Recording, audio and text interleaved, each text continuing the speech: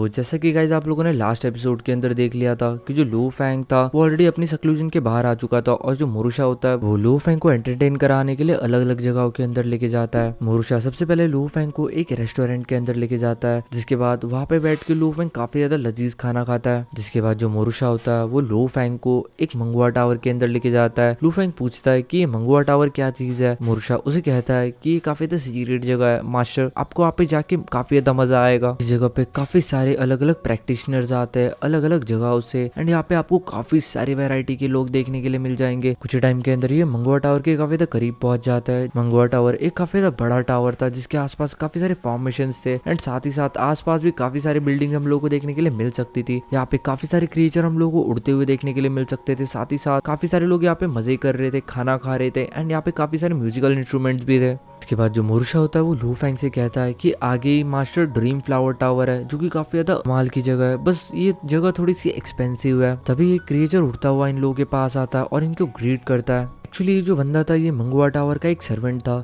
जो कि लू फैंग को वेलकम करता है। ये लू फैंग को काफी ज्यादा रिस्पेक्टफुली गाइड कर रहा था। गाइस ऐसा इसलिए था क्योंकि जो इटर्नल ट्रू गॉड्स थे वो मोस्ट पावरफुल बीइंग्स माने जाते थे हुआंग सिटी के अंदर एंड ये साथ ही साथ मेन पावर भी माने जाते थे हुआंग सिटी की। लू फैंग उस फीडर की तरफ देखते हुए कहता है कि मेरा फर्स्ट टाइम है जब मैं यहाँ पे आ रहा हूँ, तो यहाँ पे जितने भी अरेंजमेंट्स होंगे उन सब चीजों के लिए तुम ही रिस्पॉन्सिबल होंगे।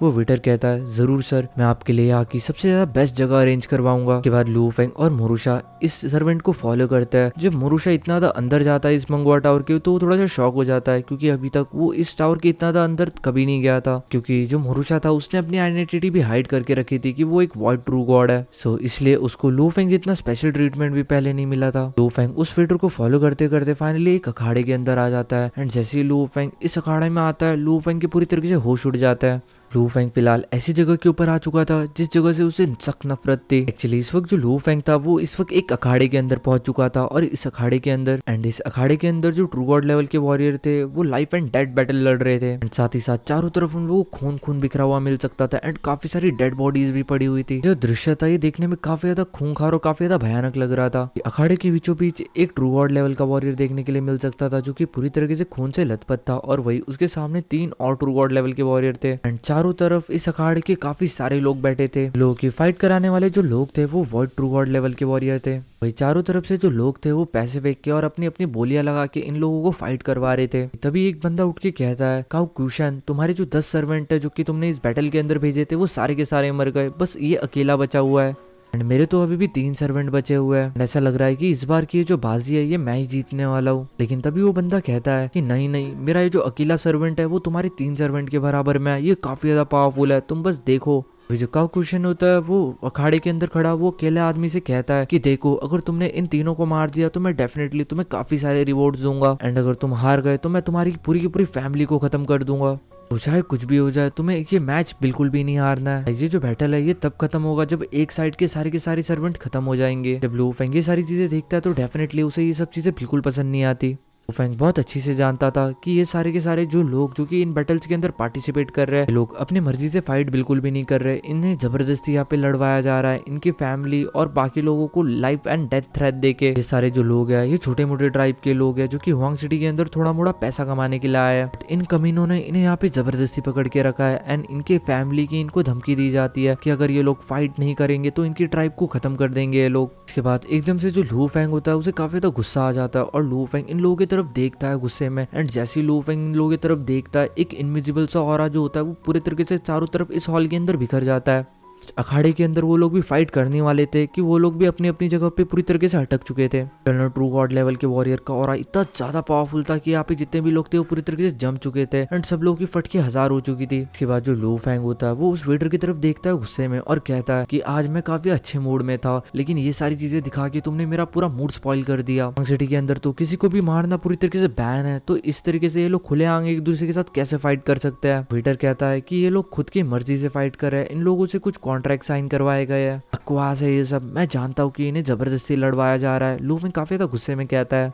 उसके बाद उस वेटर की भी पूरी तरीके से पैंट गीली हो जाती है और वो वेटर लू फेंग के सामने झुक के खड़ा हो जाता है और कहता है कि योर मैजेस्टी, मुझसे जो भी गलती हुई मुझे माफ करना, आज आपका मूड खराब हुआ उसका जिम्मेदार बस मैं हूँ। तो आज रात के लिए मंगवा टावर के अंदर जितने भी अरेंजमेंट्स आपके लिए करवाए जाएंगे वो सारी की सारी फ्री होंगे एज अ कंपनसेशन। इसके बाद लू फेंग मुड़ता है और यहाँ से जाने लग जाता है। वही जो मोरुशा होता है वो भी इन लोगों की तरफ गुस्से में देखता है और कहता है, रामजादो, अगर तुमने ये सब बंद नहीं किया तो तुम्हारी जिंदगी ज्यादा टाइम तक तुम्हारे पास नहीं रहेगी। इसके बाद लू फेंग और मोरुशा दोनों के दोनों यहाँ से चले जाते हैं। वही पीछे से और 2-4 वेटर आते हैं और इन सब लोगों को यहाँ से भगाने लग जाते हैं। वो चिल्लाने लग जाता है कि अगर तुम सब लोगों को अपनी जान प्यारी है तो जल्दी से यहाँ से भागो।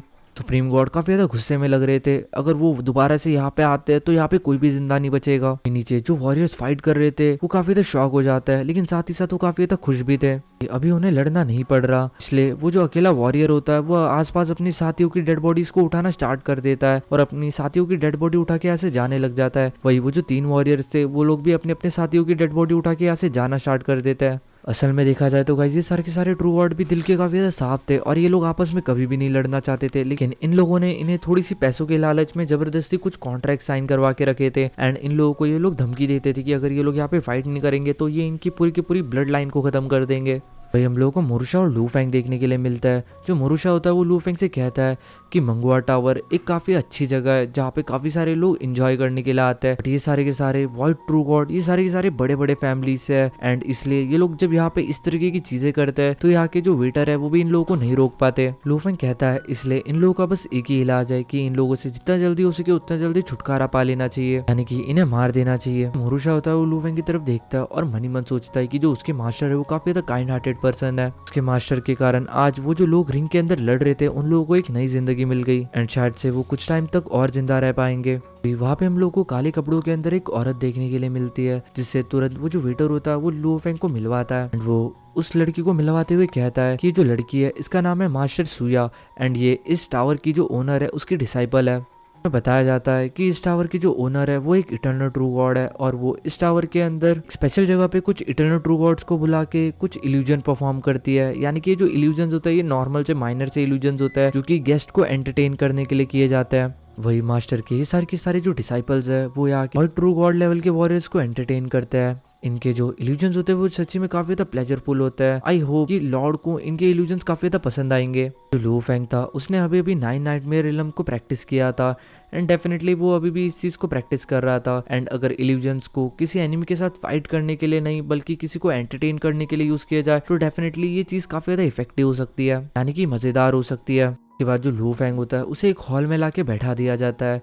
वही वो जो लड़की होती है सुया वो स्टेज पे जाके खड़ी हो जाती है, जिसके बाद जैसे ही वो अपने हाथों को वेव करती है आसपास हम लोगों को काफी सारे मैजिकल म्यूजिकल इंस्ट्रूमेंट देखने के लिए मिल सकते थे। के बाद वो अपनी डिवाइन पावर्स की मदद से उन सारे के सारे मैजिकल इंस्ट्रूमेंट्स को बजाना स्टार्ट कर देती है और सडनली एक काफी ज्यादा ईयर पियर्सिंग साउंड उनके अंदर से प्रोड्यूस होना स्टार्ट हो जाता है। म्यूजिक था ये इतना था फ्लुएंट और इतना था साफ था कि लू फेंग को ये सुनते ही एकदम से ज्यादा अच्छा फील होने लग जाता है। वो जो लड़की होती है वो अपनी डिवाइन इल्यूजन को भी परफॉर्म करना स्टार्ट कर देती है एंड जैसे ये जो इल्यूजन होता है ये म्यूजिक के साथ कंबाइन होता है, जो लू फेंग होता है उसे ऐसा लग रहा था कि जैसे कि वो एकदम से अपनी पास्ट मेमोरीज के अंदर जा रहा है, यानी कि उसे अपने पास्ट के सारे पल याद आने लग गए थे। लू फेंग को वो सारे दिन याद आ रहे थे जब अर्थ के अंदर चारों तरफ पूरी तरीके से तहलका मच चुका था। जो गोल्डन हॉर्न बीच था वो उसने सब लोगों के नाक के अंदर दम करके रखा था। के बाद वो जो लड़की होती है वो इन सारे इल्यूजन्स की इंटेंसिटी को और ज्यादा बढ़ाती रहती है। ऐसे तो जो लू फेंग था वो एक इटर्नल ट्रू गॉड था, सो इस तरीके के इल्यूजन्स का उसके ऊपर कोई भी इफेक्ट नहीं पड़ना चाहिए एंड साथ ही साथ जो लू फेंग था उसकी जो डिवाइन विलिटी ऑलरेडी वो चॉइस लेवल के ऊपर पहुंच चुकी थी। स्टिल जो लू फेंग था उसे ये चीज काफी ज्यादा अच्छी लग रही थी, इसलिए वो इन सब चीजों के अंदर मंत्रमुग्ध होने की कोशिश करता है। साथ ही साथ वो इन इल्यूजन्स को रिस्ट्रेन भी नहीं करता। इसी के साथ साथ लू फेंग को याद आता है कि उसके पास एक सीक्रेट मेथड है जो कि माइंड और विल को और ज्यादा पावरफुल बनाता है। इस मेथड का नाम था लियो युन शो, यानी कि 7 emotion mind refining method. Feng जो होता है वो साथ ही साथ अपने हार्ट को इस मेथड के थ्रू ट्रेन करना भी स्टार्ट कर देता है ताकि उसका जो माइंड है वो और ज्यादा एम्पलीफाई हो जाए इन सब चीजों से। लू फेंग इस मेथड को प्रैक्टिस कर रहा था तो उसे काफी सारे मूड एक साथ फील हो रहे थे, जैसे कि पल में वो काफी ज्यादा खुश हो जाता था तो वो पल में काफी ज्यादा गुस्सा हो जाता था, कभी वो काफी ज्यादा नाराज हो जाता था तो कभी उसका मूड पूरी तरीके से नॉर्मल हो जाता था। क्योंकि जो लू फेंग था वो अपने इस 7 इमोशन माइंड रिफाइनिंग मेथड को इस लड़की के जो डिवाइन पावर विल इल्यूजन था उसके इन्फ्लुएंस के अंदर यूज कर रहा था। इसका जो असर होता है वो काफी ज्यादा बढ़ जाता है, इसके कारण एकदम से लू फेंग के सामने वाली जो जगह होती है वो पूरी तरीके से हिलने लग जाती है। लेकिन तभी लू फेंग कहता है कि चिंता करने की कोई जरूरत नहीं है, तुम अपने इल्यूजन को कंटिन्यू रखो। उसके बाद जैसे जो लू फेंग होता है वो अपने आंखों को बंद करता है, वो अर्थ के अंदर पहुंच जाता है। वो उस टाइम के अंदर पहुंच चुका था जब मो हेंडरसन, ईस्टर, त्रिपाठी सिंह और जिया ही सारे के सारे उसके पुराने साथी उसके साथ बैठ के मजे कर रहे थे। सीन शिफ्ट होता है और उसे देखने के लिए मिलता है कि किस तरीके से उन 6 लोगों ने अपने आप को सेक्रीफाइस कर दिया था उस गोल्डन ऑन बीस्ट के साथ फाइट करने के लिए। इस चीज को देख के लू फेंग को काफी ज्यादा गुस्सा आता है और जो लू फेंग होता है वो उस गोल्डन हॉर्न बीस्ट को मारने के लिए निकल पड़ता है। लू फेंग उस गोल्डन हॉर्न बीस्ट को मार रहा था तो वो लाइफ एंड डेथ के बीच में रिकॉग्निट हो रहा था।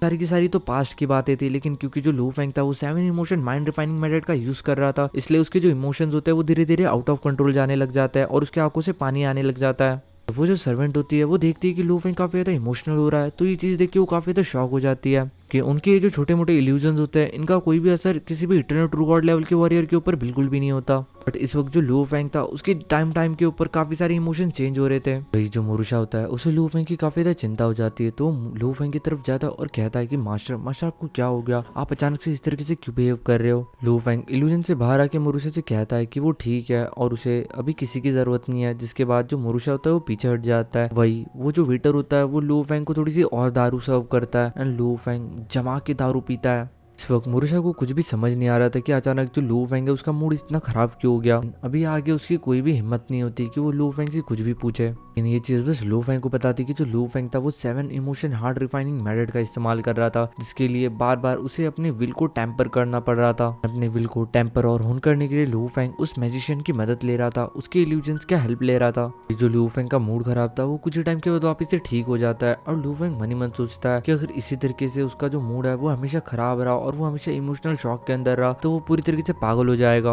अपने दिमाग के ऊपर थोड़ा सा काबू रखना पड़ेगा। जैसे जो लू फेंग होता है वो थोड़ा सा नॉर्मल होता है, वो उसके साइड वाले वेटर से पूछता है कि जो म्यूजिशियन सूया है इसका जो इल्यूजन टेक्निक है ये सबसे ज्यादा स्ट्रॉन्गेस्ट है पूरे के पूरे मैंगुआ टावर के अंदर। के बाद वो जो वेटर होता है वो लू फेंग को बताता है कि डेफिनेटली इस जगह की जो स्ट्रॉन्गेस्ट मैजिशियन है वो इस जगह की ओनर है मास्टर सूया के अलावा यहाँ पे और 10 ऐसे म्यूजिशियंस है जो कि बाकी लोगों को एंटरटेन करता है। उसके बाद लू फेंग कहता है कि चलो ठीक है, उन सभी लोगों को बारी बारी से मौका दो मुझे एंटरटेन करने का। उसके बाद वो जो वेटर होता है वो बारी बारी से उन सभी लोगों को यहाँ पे लाने लग जाता है। के बाद जो लू फेंग होता है वो इन 10 म्यूजिशियंस के म्यूजिक को सुनता है, साथ ही साथ 7 इमोशन रिफाइनिंग हार्ट टेक्निक को रिफाइन कर रहा था। टाइम के बाद वो जो वेटर होता है वो लू फेंग को डिस्टर्ब करते हुए कहता है योर एक्सीलेंसी, अगर आप इन सारे म्यूजिशियन से थोड़े बहुत सेटिस्फाई हो चुके होंगे तो हमारे मंगवा टावर के अंदर और भी काफी सारी चीजें हैं जो कि आपको इंटरेस्टिंग लग सकती है। तभी जो लू फेंग होता है वो उठ के खड़ा हो जाता है और कहता है कि नहीं, आज के लिए इतना बहुत है कि ये जो मजा है वो किसी और दिन करेंगे। लेकिन जाते जाते जो शिया होता है उसे एक लड़की यहाँ पे पसंद आ जाती है एंड इस लड़की का नाम होता है आरोया। लू फेंग कहता है कि ये लड़की इसका नाम क्या है, वो वेटर कहता है इस लड़की का नाम आरोया है एंड ये एक प्लांट लाइफ फॉर्म है और ये ओरिजिन कॉन्टिनेंट से ही है। फेंग कहता है कि इसकी आवाज काफी ज्यादा मधुर और काफी ज्यादा इमोशनल और साथ ही साथ काफी ज्यादा सॉफ्ट भी है, मुझे ये लड़की पसंद आई। जिसके बाद जो लू फेंग होता है वो कुछ क्रिस्टल सैंड के ग्रेन्स बाहर निकालता है एंड इस लड़की की तरफ थ्रो कर देता है। ये सारी की सारी जो क्रिस्टल सैंड के ग्रेन्स होते हैं ये जमीन के ऊपर नहीं गिरते बल्कि आसमान के अंदर ही फ्लो कर रहे होता है। जो मोरुशा होता है वो उस लड़की की तरफ देखता है और कहता है देखो, हमारे मास्टर किसी को भी इतना आसानी से कोई चीज नहीं देते, तुम्हें मिल रही है तो जल्दी से ले लो। इसके बाद वो जो लड़की होती है वो तुरंत उन सैंड के ग्रेन्स को कलेक्ट कर लेती है और तुरंत लू फेंग को ग्रीट करते हुए कहती है कि मास्टर आपका काफी ज्यादा धन्यवाद। लू फेंग कहता है कि इन सब चीजों की कोई जरूरत नहीं है, वैसे भी मुझे किसी और का एडवांटेज उठाना बिल्कुल भी पसंद नहीं है। यानी कि जो लू फेंग था वो किसी भी तरीके की मुफ्त की सर्विस लेने वाला बंदा तो बिल्कुल भी नहीं था। लू फेंग और मोरुशा के जाने के बाद वो जो वेटर होता है वो आरोया की तरफ देखता है और कहता है कि आरोया, ये जो सुप्रीम लॉर्ड है ये तुमसे काफी ज्यादा सेटिस्फाई हुए एंड इसी चीज के लिए तुम्हें 10 चॉस क्रिस्टल भी रिवॉर्ड के तौर पे दिए जाएंगे। भाई आरोही के साइड के अंदर और भी काफी सारी लड़कियां खड़ी रहती है एंड इन सब लोगों ने भी लू फेंग को एंटरटेन किया था, बट इन सब लोगों को वो स्पेशल ट्रीटमेंट लू फेंग से नहीं मिला था जो लू फेंग ने आरोया को दिया, इसलिए डेफिनेटली इन लोगों को थोड़ी सी जेलसी मच रही थी आरोया से। हम लोगों को मंगवा टावर के एक डीप बेसमेंट के अंदर का सीन दिखाया जाता है जहाँ पे इस मंगवा टावर की ओनर थी। इस ओनर के पास वही वेटर आता है जो कि लू फेंग को अभी थोड़े टाइम पहले गाइड कर रहा था। वो वेटर आके यंग वुमेन से कहता है कि मास्टर, वो जो इटर्नल ट्रू गॉड था वो ऑलरेडी अभी यहाँ से जा चुका है। इटर्नल ट्रू गॉड का जो सर्वेंट था वो ऑलरेडी हमारे इस पैलेस के अंदर पहले भी काफी बार आया है, लेकिन इस बार वो अपने मास्टर को लेके आया था जो कि फर्स्ट टाइम यहाँ पे आ रहे थे। डेफिनेटली उन्हें ये जो जगह ही काफी ज्यादा पसंद आई, बस स्टार्टिंग में वो थोड़ा से नाराज हो गए थे उस बैटलफील्ड को देख के, बट बाद में आरोही के म्यूजिक के कारण वो काफी ज्यादा खुश हो गए और आरोही का वो कुछ सैंड क्रिस्टल्स भी देखे गए। बट बस इस इटर्नल ट्रू गॉड के बारे में एक चीज थोड़ी सी अलग थी, म्यूजिक सुनते वक्त ये जो बनता है ये अचानक से थोड़ा सा नाराज हो गया और इसके बाद वो रोने लग गया। ऐसे तो जो true God of white space level के वॉरियर होते हैं उनके इल्यूजन को कोई भी घंटा फर्क नहीं पड़ता एक इटर्नल ट्रू गॉड को। तो उसके बाद भी लू फेंग के माइंड के ऊपर ये सारी चीजें इस तरीके से इम्पैक्ट कैसे कर सकती है, क्योंकि अगर लॉजिकली देखा जाए तो वो सारे के सारे बस वाइट ट्रू गॉड लेवल के वॉरियर्स थे, बट स्टिल वो जो इटर्नल ट्रू गॉड था उन्हें वो सारे लोग काफी ज्यादा पसंद आए। इस हॉल की जो लेडी होती है वो कहती है, ये सही में सुनने में काफी ज्यादा अनबिलीवेबल सा लगता है कि वो जो इटर्नल ट्रू गॉड है वो बस एक ऑर्डिनरी से वाइट ट्रू गॉड की म्यूजिक को सुन के रो पड़ा। उसकी जो विल है वो सही में इतनी ज्यादा कमजोर है, लेकिन फिर वो ज्यादा लू फेंग के बारे में नहीं सोचती। वो सोचती है कि मे बी ये जो बंदा है ये किसी कमजोर ट्राइब का बंदा होगा और इसने अपने विल पावर के ऊपर ज्यादा फोकस नहीं किया होगा, लेकिन बाय कोइंसिडेंटली शायद से इसने अपना ब्रेक थ्रू कर लिया होगा। यही रीजन है शायद से जिसके कारण ये true God of wide space level की बंदी का भी इल्यूजन का सामना नहीं कर पा रहा। या फिर एक कारण ऐसा हो सकता है कि ये जो बंदा है मे बी ये इमोशनली थोड़ा सा वीक हो। अभी वो जो सर्वेंट होता है वो कहता है कि लॉर्ड वो तो बस एक true God of wide level की वॉरियर थी, अगर आप पर्सनली वहाँ पे म्यूजिक सुनाने जाते हो तो आपकी म्यूजिक से वो बंदा कितना ज्यादा अफेक्ट हो जाएगा। अभी वो जो लड़की होती है वो कहती है कि देखो इटर्नल ट्रू गॉड जो होता है उन्हें अपनी जाल के अंदर फंसाना थोड़ा सा मुश्किल होता है, बट स्टिल दो ऐसे इटर्नल ट्रू गॉड्स है जो कि ऑलरेडी मेरे से बहुत बुरी तरीके से ऑब्सेस्ड है।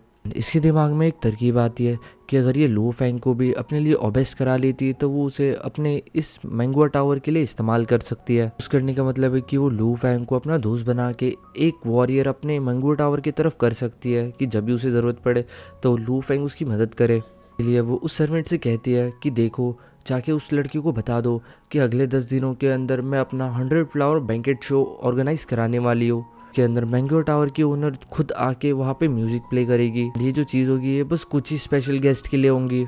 मेरे इस शो के अंदर सारे के सारे इटर्नल ट्रू गॉड आएंगे। बस सीन शिफ्ट होता है, हम लोगों को अगले दिन का सीन दिखाया जाता है ओरिजिन कॉन्टिनेंट के अंदर, जहाँ पे लू फेंग मुरुशा के साथ काफी सारी जगहों के ऊपर घूम रहा था। तभी एक सर्वेंट आके लू फेंग से कहता है, योर एक्सीलेंसी हमारी जो मैंगो टावर की जो होस्ट है वो जल्दी 100 फ्लावर बैंकेट शो ऑर्गेनाइज कराने वाली है। इसके अंदर वो खुद पर्सनली आके आप लोगों को इल्यूजन्स के साथ एंटरटेन करेंगे। एंड ये जो शो है ये 10 दिन के बाद होने वाला है। लू फेंग थोड़ा सा खुश और थोड़ा सा एक्साइटेड हो जाता है। वो सोचता है कि वो जो लड़की थी आरुया, उसका जो इल्यूजन था वो काफ़ी ज़्यादा पावरफुल था और उसके इल्यूजन की मदद से लू फेंग को काफ़ी ज़्यादा मदद मिली थी अपने टेक्निक को होन करने के लिए। उसके बाद लू फेंग स्माइल करते हुए उस सर्वेंट की तरफ देखता है और कहता है कि अगर तुम्हारी ओनर ने मुझे पर्सनली इन्वाइट किया है तो मैं डेफिनेटली वहाँ पे आऊँगा। के बाद वो जो सर्वेंट होता है वो लू फेंग से उसका नाम पूछता है। लू फेंग कहता है कि मेरा नाम लू है। वो जो सर्वेंट होता है वो मन ही मन हंस रहा होता है कि अच्छा इस बार ये जो शो है वो इस इटर्नल ट्रू गॉड के लिए ऑर्गेनाइज किया जा रहा है, यानी कि ये जो ट्रू गॉड है अगर इसे हमारे मास्टर के ऊपर क्रश हो जाता है तो डेफिनेटली हमारे पास एक और वॉरियर होगा, के कारण जो मैंगुआ टावर की पावर है वो और ज्यादा बड़ी हो जाएगी। इसके साथ रिलेशनशिप रख के सीन शिफ्ट होता है और हम लोग को ओरिजिनल यूनिवर्स का सीन देखने के लिए मिलता है, जहाँ पे हम लोगों को लू फेंग के टीचर देखने के लिए मिलता है, मास्टर जाओ शेंग की। इस वक्त वो अपने खुद के मिनिएचर यूनिवर्स के अंदर थे, जिसके बाद वो अपने मिनिएचर यूनिवर्स के बाहर आते हैं और अपने मिनिएचर यूनिवर्स को देखते हैं। एंड वो कहता है मुझे यहाँ पे आए हुए ऑलरेडी 10,000 एपॉक्स बीत चुके हैं। एपॉक्स गाइस एक टाइम लाइन है। कहता है कि यहाँ का जो टाइम है वो ओरिजिन कॉन्टिनेंट के हिसाब से 10,000 टाइम फास्टर है। इसका मतलब पता नहीं कि ओरिजिन कॉन्टिनेंट के अंदर कितने सारे टाइम बीत चुका होगा। इतना ज्यादा लंबा टाइम होने के बाद भी मैं बस एक ट्रू गॉड ही हूँ, मेरी जो स्ट्रेंथ है वो ज्यादा नहीं बढ़ी। मास्टर जाओशेंग की थोड़े से नाराज देखने के लिए मिल सकते थे, ऐसा लग रहा था कि वो काफी ज्यादा बोर हो चुके हैं। इसके बाद वो अपने शिप के अंदर बैठते हैं और लू फेंग के मिनिएचर यूनिवर्स की तरफ जाना स्टार्ट करते हैं। उसी टाइम के अंदर वो लू फेंग के मिनिएचर यूनिवर्स के काफी ज्यादा क्लोज पहुंच जाते हैं। एंड जैसे ही वो लू फेंग के मिनिएचर यूनिवर्स को देखते हैं वो पूरी तरीके से शॉक हो जाता है कि लू फेंग का जो मिनिएचर यूनिवर्स था वो पहले से ऑलरेडी काफी ज्यादा बड़ा हो चुका था। साथ ही साथ उसकी जो चॉइटिक एयर फ्लो ऑब्जर्व करने की पावर है वो भी काफी ज्यादा स्लो डाउन हो चुकी थी।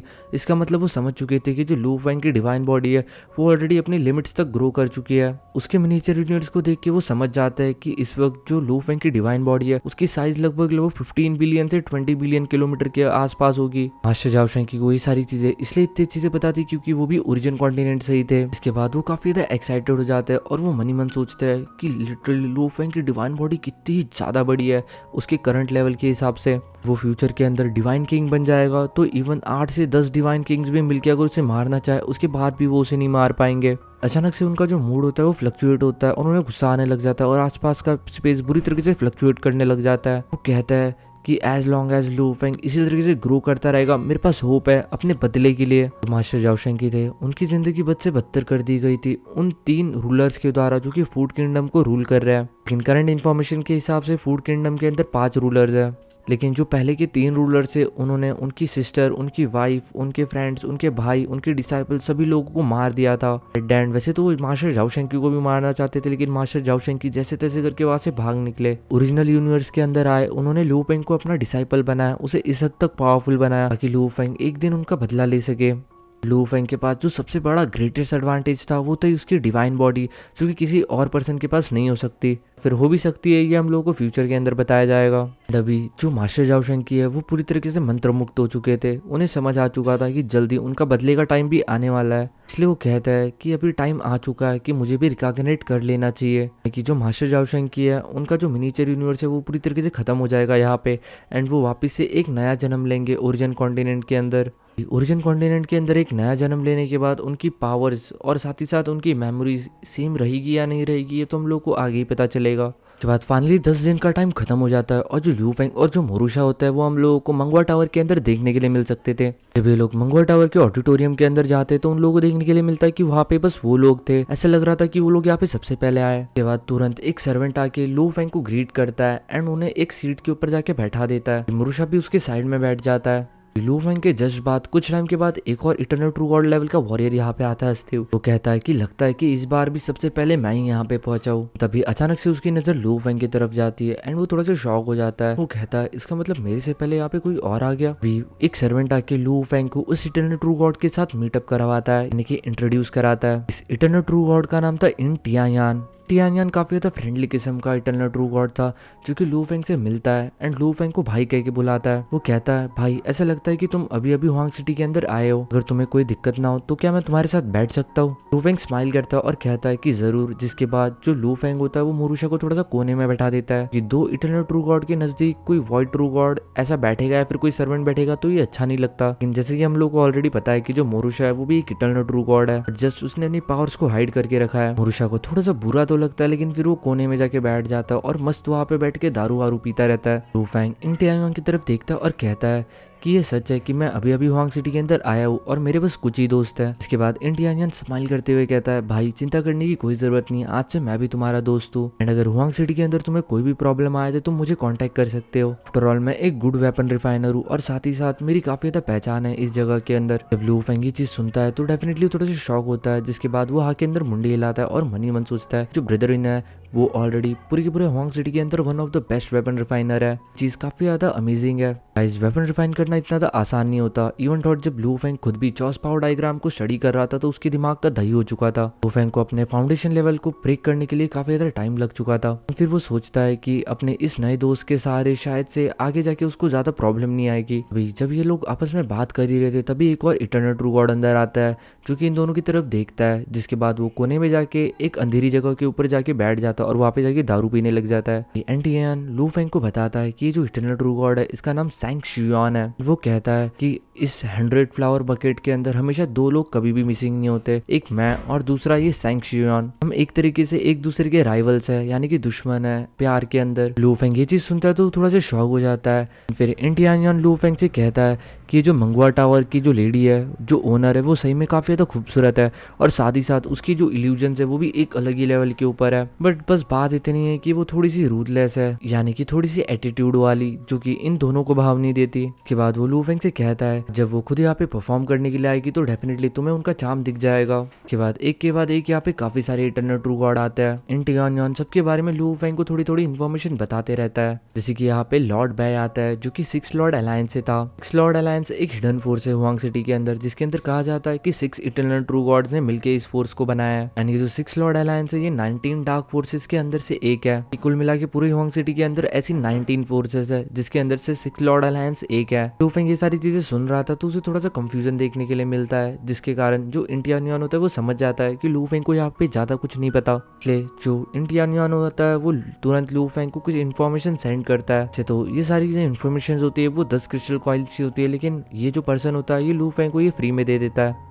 लोगों को पता चलता है कि हुआंग सिटी के अंदर जो मेन पावर है वो तो सिटी लॉर्ड मेंशन है और हुआंग गार्ड्स और साथ ही साथ वो 10 युआंग लीजेंड ट्रेजर्स है। रही बात ऑफिशियल फोर्सेस की तो वो मेनली 5 मेजर फैमिलीज के द्वारा कंट्रोल की जाती है। इन पांचों की पांचों मेजर फैमिलीज के काफी ज्यादा रॉयल बैकग्राउंड है। इस चीज के बारे में लू फेंग थोड़ा बहुत जानता था कि यहाँ पे कुल मिला के 5 गॉड किंग्स है जो कि यू किंगडम से है। रेड डैंड कोई कितना भी ज्यादा पावरफुल क्यों ना हो, ये सारी की सारी जगह उन 5 किंग्स के द्वारा ही रूल की जाती है। चलिए यहाँ पे हम लोग को एक और चीज देखने के लिए मिलती है, यहाँ पे ज्यादा बैकग्राउंड की बकचोदी नहीं होती।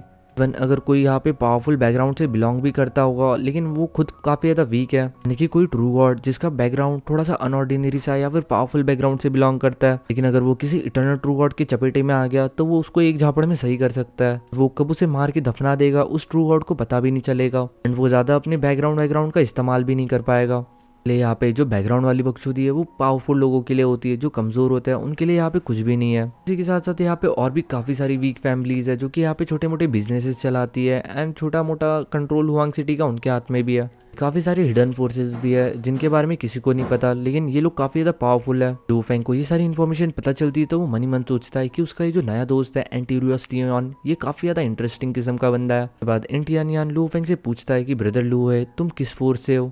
लू फेंग कहता है कि मैं अभी किसी फोर्स से नहीं हूँ, मैं अभी भी हुआंग सिटी के अंदर आया हूँ और मेरा बस एक सर्वेंट है। इसके बाद एंटियान स्माइल करते हुए कहता है तुम अभी अभी हुआंग सिटी के अंदर आए हो तो तुम्हारे लिए काफी ज्यादा आसान होगा किसी भी फोर्स को ज्वाइन करना। मेरे पास इस चीज को लेके भी थोड़ी सी इन्फॉर्मेशन है, अगर तुम चाहो तो इनमें से किसी फोर्स को ज्वाइन कर सकते हो। जिसके बाद वो कुछ इन्फॉर्मेशन लू फेंग को सेंड कर देता है। लू फेंग ये इन्फॉर्मेशन रिसीव करने के बाद उसे थैंक्स कहता है। कुछ टाइम के अंदर यहाँ पे 2 और इटर्नल ट्रू गॉड्स देखने के लिए मिल सकते थे। ये दोनों के दोनों क्यू मैंग क्लैन से थे, क्योंकि one of the 5 major families के अंदर से एक आती है। वो लू फेंग की तरफ देखते हुए कहता है कि ये काफी ज्यादा रेयर है कि कोई रॉयल फैमिली मैंगो टावर के अंदर आए। लू फेंग को जो इन्फॉर्मेशन मिली थी उसके हिसाब से ये जो 5 मेजर फैमिलीज है ये रॉयल फैमिलीज है, और जो क्यू मैंग फैमिली है उसका जो लीडर है वो क्यू मैंग गॉड किंग है, जो कि 5 ग्रेट किंग लॉर्ड्स के अंदर से आता है यू स्टेट के।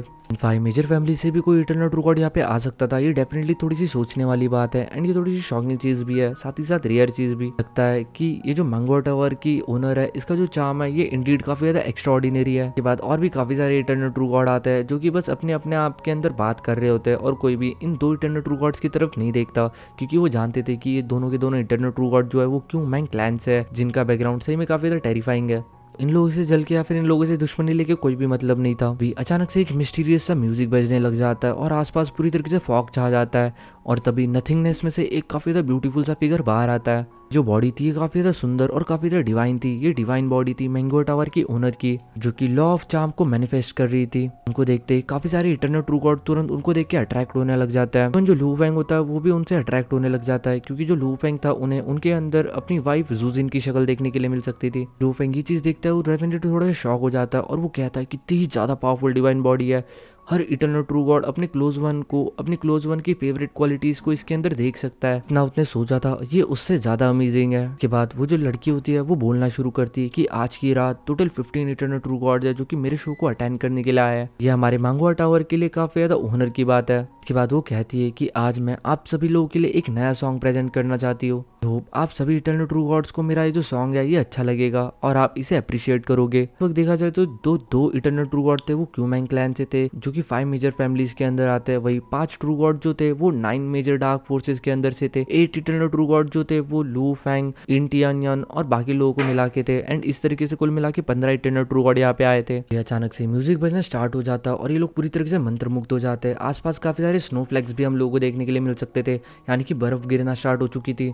आसपास का जो मौसम होता है वो भी काफी ज्यादा तेजी से चेंज होने लग जाता है। जब लू फेंग इस इल्यूजन को देखता है तो डेफिनेटली काफी ज्यादा सही महसूस करता है। फील कर सकता था कि इसका जो इल्यूजन का पावर है वो डेफिनेटली लोया से काफी ज्यादा इंफीरियर है। इस तरीके का भी जो म्यूजिकल इल्यूजन है उसका बस एक लिमिटेड इम्पैक्ट पड़ता है लू फेंग की सोल के ऊपर, क्योंकि ऑलरेडी जो लू फेंग की सोल है वो पीक ऑफ चॉस के ऊपर पहुंच चुकी है। लेकिन लू फेंग यहाँ पे इन सब लोगों के औकात के टोटली बाहर है। इसकी जो म्यूजिकल इल्यूजन है वो ऑब्वियसली काफी ज्यादा स्ट्रॉन्ग है। अगर जो लू फेंग है वो 7 इमोशन रिफाइनिंग हार्ट टेक्निक का इस्तेमाल नहीं करता, जो इल्यूजन्स है इनका लू फेंग के ऊपर कोई भी इफेक्ट नहीं होगा। लू फेंग को इस चीज का भी डर लग रहा था कि जो इसकी 7 इमोशन रिफाइनिंग हार्ट टेक्निक है वो इन सारी इमोशंस को काफी ज्यादा एम्पलीफाई कर देती है। तो वो सोच रहा था कि कहीं वो आउट ऑफ कंट्रोल ना चले जाए। लास्ट टाइम जब वो लोया के इल्यूजन के अंदर था तभी भी वो रोना स्टार्ट कर चुका था। एंड इस लेडी का जो इल्यूजन है वो डेफिनेटली लोया से काफी ज्यादा पावरफुल है। इसके बाद जो लू फेंग होता है वो तुरंत 7 इमोशन माइंड रिफाइनिंग टेक्निक को यूज करना स्टार्ट कर देता है। इससे पहले वो मोर्शा को भी एक सिग्नल भेज देता है कि अगर कुछ भी गड़बड़ हो तो वो लू फेंग को संभाल ले। मोर्शा लू फेंग को रिप्लाई करते हुए कहता है कि मास्टर मैं आपके धर्मा को अपने पूरे दिल से प्रोटेक्ट करूंगा। धर्मा यानी कि आप विल समझ सकते हो। हम लोगों को देखने के लिए मिलता है कि जो मैजिक इल्यूजन होता है ये बस उन 15 इटर्नल ट्रू गॉड्स के ऊपर ही हो रहा था। उनके जितने भी जो सर्वेंट वर्वेंट है उन लोगों के ऊपर इस मैजिक विल का कोई असर नहीं हो रहा था। तो ये सारा जो इल्यूजन शो है ये स्पेशली उन 15 इटर्नल ट्रू गॉड्स के लिए अरेंज करवाया गया था। इसके बाद अचानक से जो लू फेंग होता है वो अपना 7 इमोशन माइंड रिफाइनिंग मेथड को एक्टिवेट कर देता है एंड जैसे वो इसे ऑपरेट करने लग जाता है अचानक से ये जो इल्यूजन होता है इसका जो पावर होता है वो पता नहीं कितने टाइम्स तक बढ़ जाता है।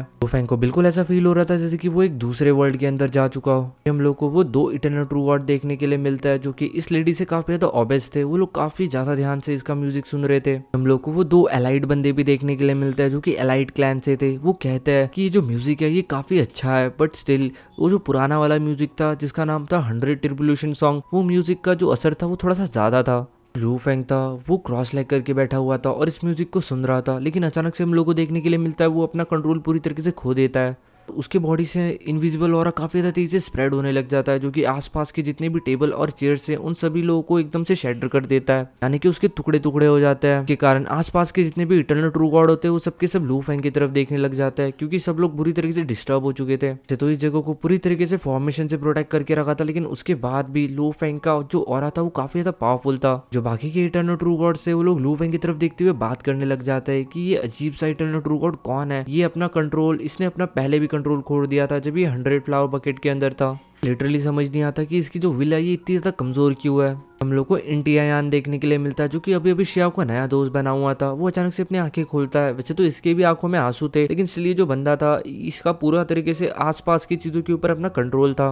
बट जब वो देखता है कि जो लू फेंग है वो पूरी तरीके से इस चीज के अंदर इमर्ज हो चुका है और वो ऑलरेडी अपना पूरा कंट्रोल खो चुका है तो थोड़ा सा शॉक हो जाता है और वो लू फेंग को उठाने की कोशिश करता है। हम लोग को वो 2 इटर्नल ट्रू गॉड भी देखने के लिए मिलते हैं जो कि कुंग मैंग क्लैन से थे। वो पीते पीते कहता है ये बंदा ये कितना ही ज्यादा कमजोर है। इस एक छोटे से मैजिकल इल्यूजन परफॉर्मेंस ने इसका दिमाग पूरी तरीके से हिला दिया है। अभी वो दूसरा बंदा कहता है कि मे बी ये किसी छोटे मोटे ट्राइब का बंदा होगा जिसने by mistakenly eternal true god level के अंदर अपना ब्रेक थ्रू कर लिया। जो विल है वो काफी ज्यादा कमजोर रह गई होगी। इसका जो दिमाग है वो सही में पूरी तरीके से सटका हुआ है। बाकी के और इटर्नल ट्रू गॉड्स भी बात करने लग जाते हैं कि कितना ज्यादा मजा आ रहा था लेकिन इस बंदे ने पूरा का पूरा मूड स्पॉइल कर दिया हम लोगों का। यानी कहाँ से आ जाते हैं ये गवार लोग। अभी एक दूसरा इटर्नल ट्रू गॉड कहता है कि चलो कोई ना, ज्यादा टेंशन लेने की कोई जरूरत नहीं। ये बंदा अभी अभी इटर्नल ट्रू गॉड बना है और इसका दिमाग इतना ज्यादा पावरफुल नहीं है। अदरवाइज ये जो 100 फ्लावर बकेट का ये छोटे मोटे इल्यूजन्स है ये इसके दिमाग के ऊपर इतने आसानी से असर नहीं करते। यहाँ पे हम लोग को एक और इटर्नल ट्रू गॉड देखने के लिए मिल सकता था जिसका नाम था लॉर्ड बाई वू। ये बंदा लू फेंग को काफी ज्यादा ध्यान से ऑब्जर्व कर रहा था बिकॉज ऑलरेडी काफी ज्यादा बकचोदी हो चुकी थी। इसलिए जो मैंगवा टावर की जो ओनर होती है वो ऑलरेडी इस परफॉर्मेंस को रोक चुकी थी और वो कहती है कि ये जो परफॉर्मेंस है ये कुछ टाइम के लिए रोक दिया जाता है। ओनर सबसे माफी मांगती है और कहती है कि मुझे पता था कि ये जो बंदा है ये काफी ज्यादा इजीली मैजिक के थ्रू इफेक्ट हो जाता है बट मैंने ये एक्सपेक्ट नहीं किया था कि ये इतना ज्यादा आसानी से अपना कंट्रोल खो देगा। तभी हम लोग को लू फेंग देखने के लिए मिलता है जो कि फाइनली इन सब इल्यूजन्स के बाहर आ चुका था। उसे कुछ न कुछ फील भी हो चुका था कि वो ऑलरेडी काफी ज्यादा बड़ी गड़बड़ कर चुका है। जब वो आसपास देखता है तो सारे के सारे इटर्नल ट्रू गॉड लू फेंग को काफी ज्यादा घूर घूर के देख रहे थे। वो समझ जाता है कि वो पूरी तरीके से आउट ऑफ कंट्रोल चला गया और आसपास के सारे टेबल, खुर्चियां और बाकी सारी जितनी भी चीजें थी वो पूरी तरीके से टूट चुकी है। साथ ही साथ वो अपने ऊपर एक चीज और समझ चुका था कि उसकी ये जो 7 इमोशन रिफाइनिंग हार्ट टेक्निक है इसकी शायद से औकात से बाहर एम्पलीफाई हो गई इन इल्यूजन्स के कारण। के बाद जो लू फेंग होता है वो उठ के खड़ा हो जाता है और सबसे पहले वो अपने भाई यानी कि इंटियान्योन से सॉरी कहता है। जो इंटियान्योन होता है वो स्माइल करते हुए कहता है कि कोई बात नहीं बट मैंने लिटरली एक्सपेक्ट नहीं किया था कि तुम सही में इतना ज्यादा डीप चले जाओगे इन इल्यूजन्स के अंदर। तुम तो मेरे से भी ज्यादा डीप चले गए। लगता है कि तुम्हें भी ये जो वुमेन है ये काफी ज्यादा पसंद आ गई। तरीके से ये बोलना चाहता था कि जो लू फेंग है वो इससे ज्यादा ठरकी है। लू फेंग स्माइल करते हुए कहता है कि माफ करना, मेरी कुछ पुरानी यादें ताजा हो चुकी थी। चलो कोई ना, मैं अभी बाहर जा रहा हूँ, आप सब लोग कंटिन्यू कर सकते हो और मुझे माफ करना मैंने आप सभी लोगों को डिस्टर्ब कर दिया। जब लू फेंग इस कॉन्फ्रेंस हॉल के बाहर जा रहा था तो वो जो मंगवा टावर की ओनर होती है वो उसकी तरफ भी देख के मुंडी नीचे करके उनको सॉरी कह देता है। उसके बाद वो मोर्शा को लेके यहाँ से चला जाता है। वही जो मंगवा टावर की ओनर होती है वो मन ही मन सोच रही होती है कि ये लड़का जब इसने मेरी तरफ देखा तो इसकी नजर से ऐसा लग नहीं रहा था कि ये मेरे से ऑब्सेस्ड हो चुका हो। यानी कि उसे समझ गया था कि जो लू फेंग है वो उसे इतना भी ज्यादा पसंद नहीं करता। लेकिन उसे समझ नहीं आ रहा था कि फिर उसका जो इल्यूजन है वो इस तरीके से लू फेंग के ऊपर कैसे काम किया। लू फेंग उसके इल्यूजन के अंदर इतना ज्यादा डीप कैसे चला गया। इटर्नल ट्रू गॉड्स का जो विल होता है वो काफी ज्यादा पावरफुल होता है तो उसका विल इन सारी इल्यूजन्स को सप्रेस क्यों नहीं कर पाया। एट द एंड वो सोचती है कि मे बी ये जो पर्सन है ये काफी ज्यादा कमजोर दिमाग वाला होगा, या फिर ये ऐसा इटर्नल ट्रू गॉड या फिर ऐसे क्रिएचर होगा जो इमोशनली थोड़े से वीक होता है, इसकी जो स्ट्रेंथ है वो भी एवरेज एवरेज सी होगी। बाहर जाने के बाद जो मोरुशा होता है वो लू फेंग की तरफ देखते हुए कहता है, मास्टर आप बाहर क्यों आ गए, क्या आप उस शो को अटेंड नहीं करना चाहते? लू फेंग कहता है कि नहीं, अभी मेरा कोई भी मतलब नहीं बनता उस शो को अटेंड करने का, ये बेकार है क्योंकि जो मेरा 7 इमोशन रिफाइनिंग हार्ट टेक्निक है वो इस चीज को झेल नहीं पा रही, मेरी लिमिट से ऑलरेडी एक्सीड हो चुकी है, तो ये अभी मेरे किसी भी काम की नहीं है। इससे अच्छा तो वो वॉइड ट्रू गॉड लेवल के म्यूजिशियंस थे, वो मेरे लिए ज्यादा सुटेबल थे। अभी जो लू फेंग होता है वो एक वेटर को बुलाता है और कहता है कि मेरे लिए एक दूसरे जगह पे वापस से एक म्यूजिक शो अरेंज कराओ, और हाँ उस म्यूजिक शो के अंदर लोया को बुला के लेके आना। लोया गाइस वही म्यूजिशियन थी जिसको लास्ट टाइम लू फेंग ने थोड़ा सा रिवॉर्ड भी दिया था।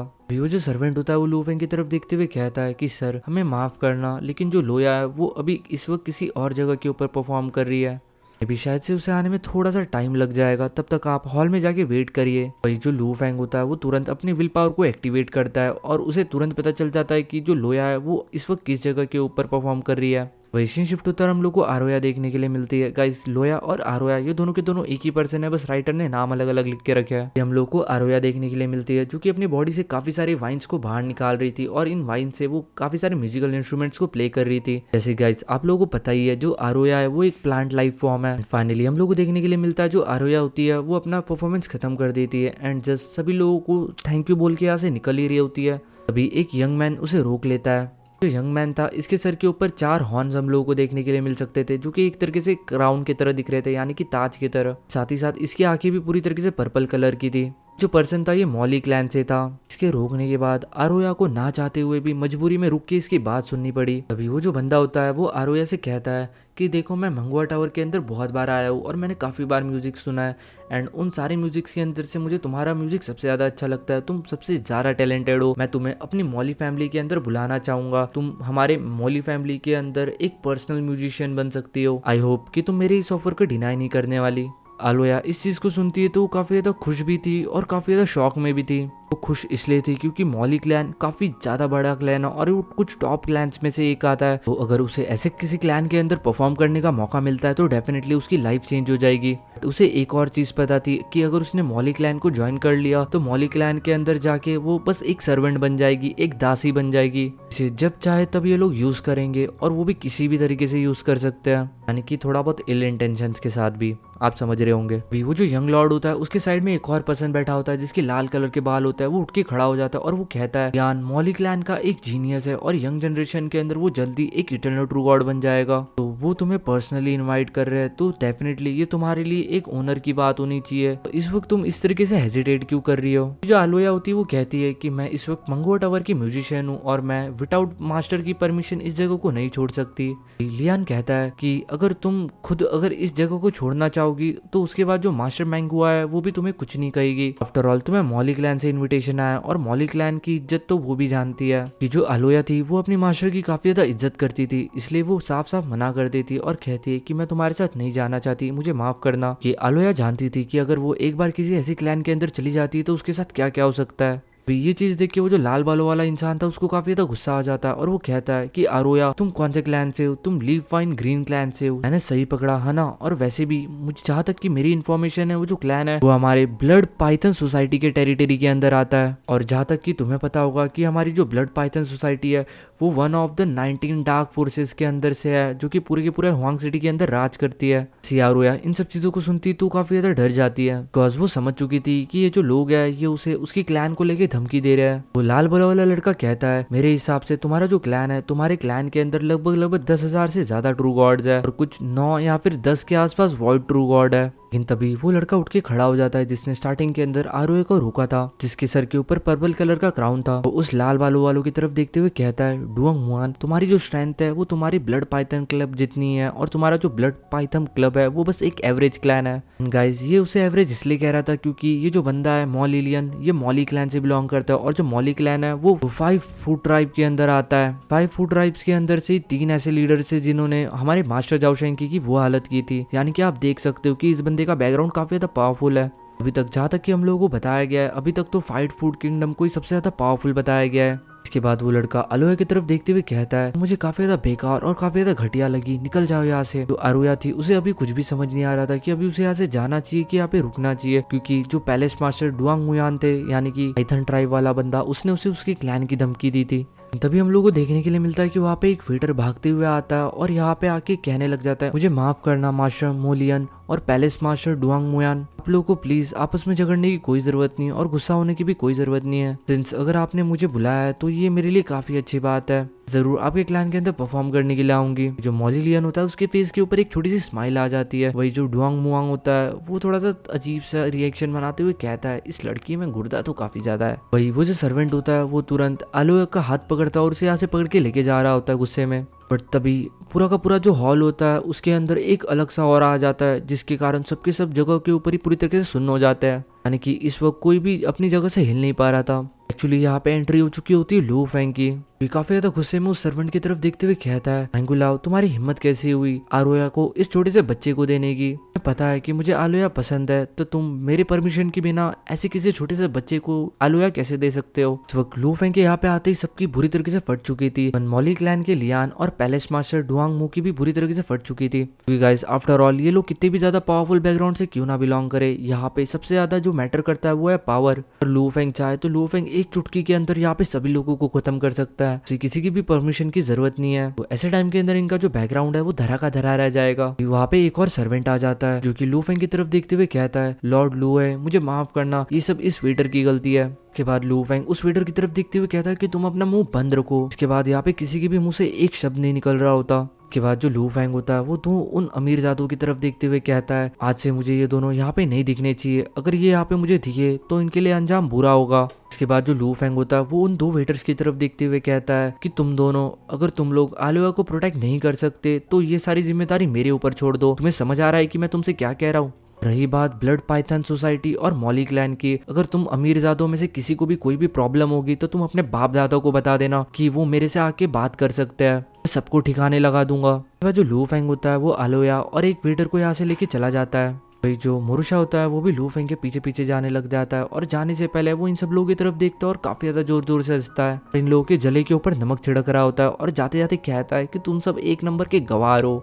लू फैंग के ग्रुप के जाने के बाद यहाँ पे कुछ टाइम तक पूरी तरीके से सन्नाटा हो चुका था, जिसके बाद वो जो यंग मास्टर मॉली होता है वो काफी ज्यादा जोर जोर से चिल्लाने लग जाता है कि ये बंदा ये अपने आप को समझता क्या है। अभी वो जो पाइथन ट्राइब का डुआन मू युआन होता है वो भी चिल्लाते हुए कहता है ये हमारे मॉली क्लैन को, पाइथन ट्राइब को और साथ ही साथ मंगवा टावर को ये कुछ भी नहीं समझता, ये बंदा है कौन, ये अकल तो मैं अभी ठिकाने लगाता हूँ। उसके बाद ये तुरंत अपने क्लैन के प्रेसिडेंट और वाइस प्रेसिडेंट को ये सारी की सारी जो भी चीजें यहाँ पे हुई थी ये रिपोर्ट कर देता है। इस मूवमेंट के ऊपर ये जो वाइस प्रेसिडेंट और प्रेसिडेंट थे ये 100 फ्लावर बकेट के अंदर ही थे, यानी कि उसी जगह के ऊपर जहाँ पे लू फैंग पहले मंगवा टावर के ओनर का म्यूजिक सुन रहा था। वो जो दो सर्वेंट होता है वो तुरंत इस चीज को मंगवा टावर की जो ओनर होती है उसे रिपोर्ट कर देता है। उसके बाद जो लू फैंग होता है वो एक काफी ज्यादा अच्छी खासी जगह के ऊपर आ जाता है जहाँ पे उसके लिए काफी अच्छे तरीके से फूड और वाइन को प्रिपेयर किया गया था। वो जो वेटर होता है वो लू फैंग की तरफ देखते हुए कहता है कि योर एक्सीलेंसी मुझे माफ करना, लेकिन मुझे डर है कि आज का ये जो मैटर है ये थोड़ा सा प्रॉब्लम क्रिएट कर सकता है। के बाद जो लू फैंग होता है वो इस वेटर की तरफ गुस्से में देखने लग जाता है और इस वेटर की फटके 1000 हो जाती है, जिसके बाद ये अपने मुंह से एक शब्द नहीं निकालता। दोनों अमीरजादों ने जब आरोया को उसके क्लैन को लेके धमकी दी मेरा तो तभी दिमाग खराब हो गया था और मैं तो उनको तभी मार देता। वो तो शुक्र मनाना चाहिए उनको कि मैंने उनकी जान बख्श दी कि ज्यादा प्रॉब्लम ना खड़ी हो।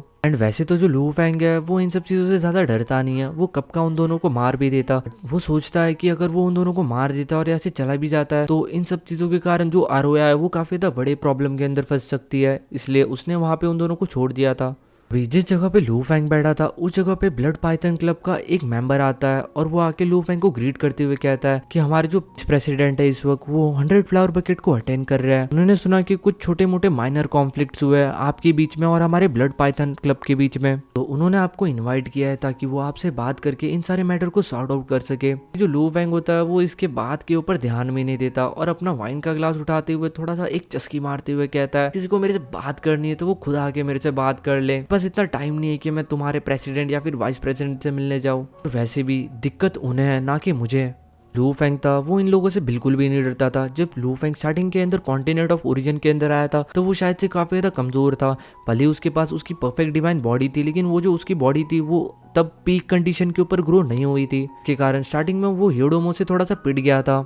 बट इस वक्त ऑलरेडी उसकी जो परफेक्ट डिवाइन बॉडी है वो पीक कंडीशन के ऊपर पहुंच चुकी है एंड साथ ही साथ उसने काफी सारी सीक्रेट टेक्निक्स को भी परफॉर्म किया है। सो उसकी जो स्ट्रेंथ है वो पहले के कंपैरिजन के अंदर काफी गुना ज्यादा बढ़ चुकी है एंड इस वक्त लू फेंग के पास इतनी ताकत तो है कि वो इवन एक चॉस मास्टर के सामने भी खड़ा हो सकता है। एंड रही बात इटर्नल ट्रू गॉड की, तो उनसे उसको घंटा फर्क नहीं पड़ रहा था अभी। वैसे भी जिन भी लोगों के साथ लू फेंग का इस वक्त पंगा होने वाला था, लू फेंग उन सभी लोगों के बारे में ऑलरेडी काफी कुछ जान चुका था इन टियान्यून से, क्योंकि लू फेंग का नया नया दोस्त बना था। उन लोगों के साथ फाइट करके लू फेंग को डेफिनेटली अपनी नई पावर और नई टेक्निक्स के बारे में और अच्छी से अंदाजा लगता। वो जो ब्लड पाइथन ट्राइब का वो जो बंदा था वो अभी तक यहाँ से गया नहीं था।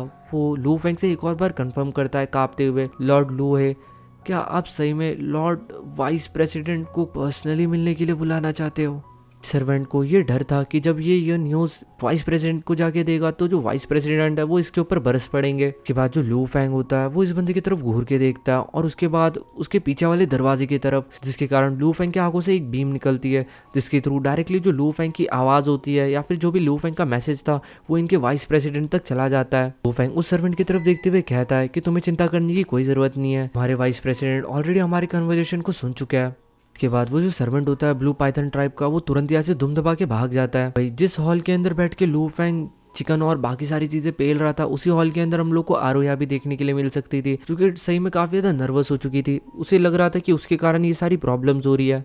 भाई उस लड़की के साइड में खड़ा हुआ एक वेटर लू फेंग से कहता है, यूर एक्सीलेंसी, जो वाइस प्रेसिडेंट लाई मू है वो सही में काफी ज्यादा निर्दयी किस्म के इंसान है। अगर आप उन्हें इस तरीके से बुली करने की कोशिश करोगे तो वो डेफिनेटली ये सब चीजें टॉलरेट बिल्कुल भी नहीं करेंगे। भाई लू फेंग उस सर्वेंट की तरफ देखते हुए कहता है, क्या तुम्हें लगता है कि मैं उन लोगों को बुली कर रहा हूँ? और जब वो पहले आरोया के साथ कर रहे थे उसे क्या कहना चाहोगे फिर तुम अपना मुंह बंद ही रखो, वही तुम्हारे लिए ज्यादा बेटर होगा। हम लोग को 100 फ्लावर बैंकेट का सीन दिखाया जाता है जहाँ पे हम लोग को ब्लड पाइथन्स एसोसिएशन, मू यांग और वाइस प्रेसिडेंट लाई मू देखने के लिए मिलता है। वैसे तो आसपास जितनी भी चीजें हो रही थी वो ज्यादा इन सब चीजों के ऊपर ध्यान नहीं दे रहे थे, लेकिन जब उन्हें कंटिन्यूसली मैसेजेस आते हैं उनके जूनियर से, तो इन सारे मैसेजेस को, इन सारी इन्फॉर्मेशन को देख के वो डेफिनेटली थोड़े से गुस्से में तो आ ही जाता है। वो मन ही मन सोचता है कि अगर उन्होंने इस चीज के खिलाफ कोई भी एक्शन नहीं लिया तो जल्दी ये जो न्यूज है ये पूरी तरीके से पूरी की पूरी हुआंग सिटी के अंदर फैल जाएगी। एंड अगर एक बार ये जो न्यूज है ये हुआंग सिटी के अंदर फैल गई, उसके बाद पूरी के पूरे सारे के सारे जो डिवाइन क्लैंस है वो इनके क्लैन के ऊपर थूथू करेंगे। वैसे भी जो ब्लड पाइथन ट्राइब है वो 19 डार्क फोर्सेस के अंदर से एक थी। जो प्रेसिडेंट मू यांग होता है वो वाइस प्रेसिडेंट लाई मू से कहता है, आफ्टर ऑल वो जो बंदा है वो पावरफुल हो या ना हो लेकिन वो एक इटर्नल ट्रू गॉड है, तो हमें बात करके इन सारे मैटर को सॉल्व आउट करना पड़ेगा। भाई जो वाइस प्रेसिडेंट लाई मू होता है वो भी हाँ के अंदर मुंडी हिला देता है और कहता है कि मैं इस मैटर को काफी ज्यादा ध्यान से हैंडल करूंगा। भाई इस वक्त मंगवा टावर के अंदर जितने भी बाकी के इटर्नल ट्रू गॉड्स भी जो यहाँ पे ये सारी म्यूजिक सुनने के लिए आए थे, लोग भी इस वक्त लू फेंग और ये जो ब्लड पाइथन ट्राइब और मॉली क्लैन के बीच में जितना भी बकचोदी हुई थी, इन बकचोदियों का मजा उठा रहे थे। भी उन्हें घंटा मतलब नहीं था उन म्यूजिक से या फिर उन इल्यूजन वगैरह, उन परफॉर्मेंस से।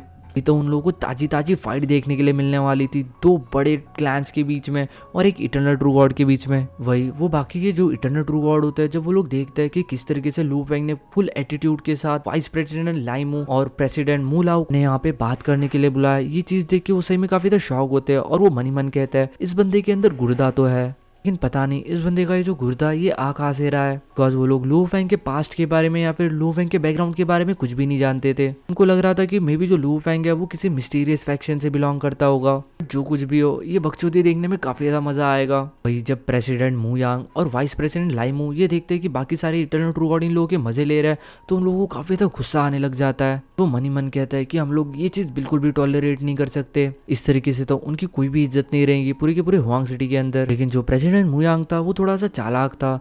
वो तुरंत जो वाइस प्रेसिडेंट लाई मू होता है उसे कहता है कि सबसे पहले तुम जाके उसका बैकग्राउंड चेक करो, पता चले कि वो काफी ज्यादा स्ट्रॉन्ग बैकग्राउंड से बिलोंग करता हो, जैसे कि 5 मेजर फैमिलीज से। अगर ऐसा होगा तो हमें ना चाहते हुए भी इस मैटर को अनदेखा करना होगा। वही यहाँ पे मंगवा टावर की ओनर भी थी जिसे ऑलरेडी सारा का सारा मैटर पता चल चुका था, इसलिए वो वाइस प्रेसिडेंट लाइमू की तरफ देखते हुए कहती है कि प्रेसिडेंट लाइमू आपको चिंता करने की जरूरत नहीं है, अरे मंगवा टावर के अंदर किसी के लिए भी आने के लिए किसी भी किस्म की कोई भी रोक नहीं है, आपके जो सबऑर्डिनेट्स है वो बिना किसी प्रॉब्लम के यहाँ पे आ सकता है। जो वाइस प्रेसिडेंट होता है वो मंगवा टावर के ओनर की तरफ देखते हुए कहता है कि आपको इन सारे मैटर के बारे में चिंता करने की कोई जरूरत नहीं है, हम इसे निपटा लेंगे।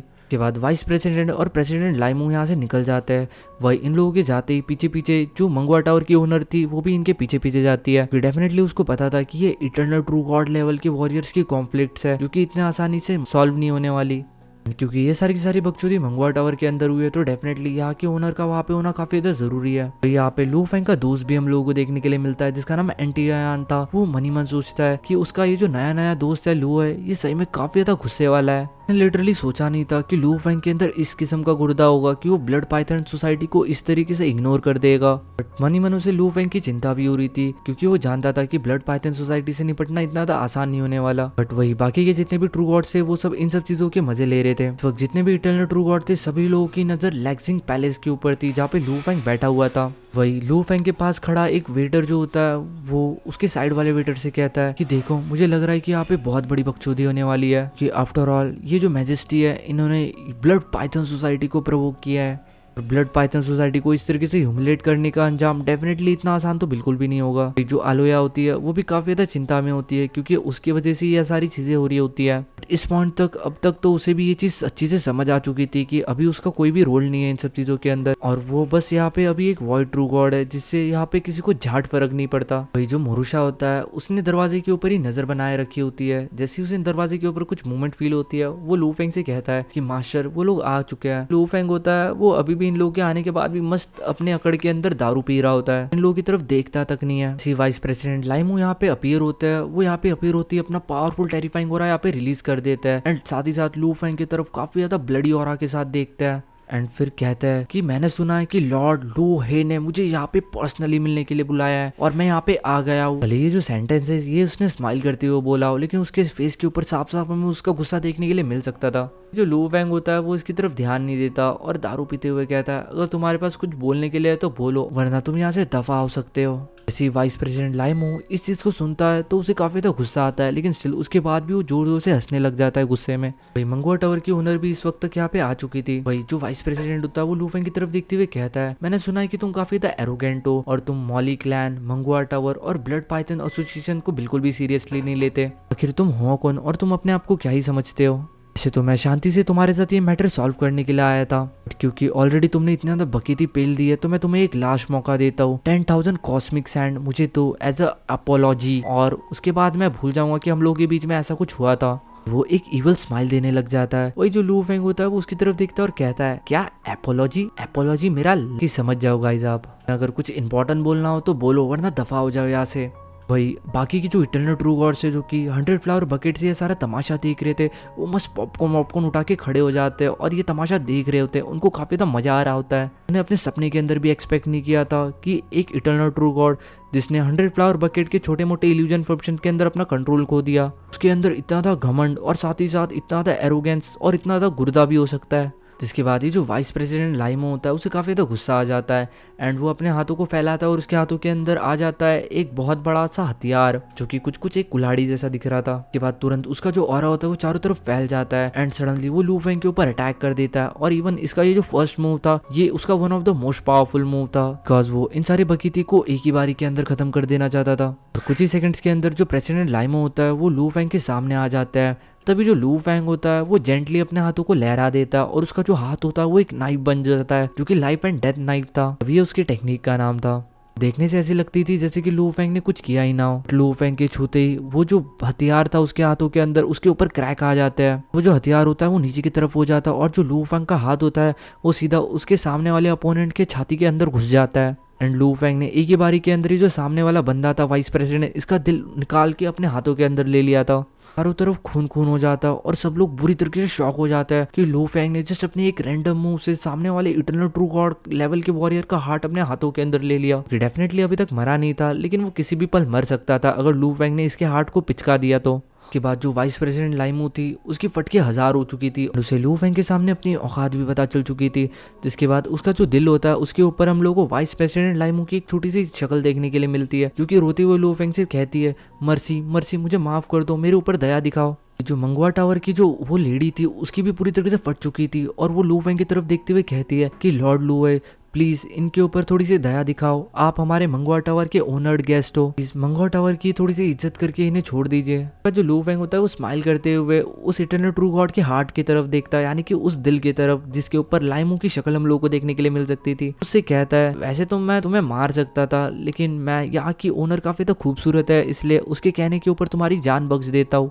कंपनसेशन के रूप के अंदर मुझे 20,000 कॉस्मिक सैंड चाहिए। गाइस आप लोग को याद है कुछ टाइम पहले ये बंदा लू फेंग से 10,000 कॉस्मिक सैंड मांग रहा था और अभी लू फेंग ने इसका दिल निकाल के इसे 20,000 कॉस्मिक सैंड मांग रहा है। ठीक है, मैं तुम्हारे ऊपर थोड़ा सा और दया दिखा देता हूँ, तुम्हारे जो वेपन्स और ट्रेजर्स है वो भी इन सब चीज़ों के अंदर इंक्लूड कर लेता हूँ।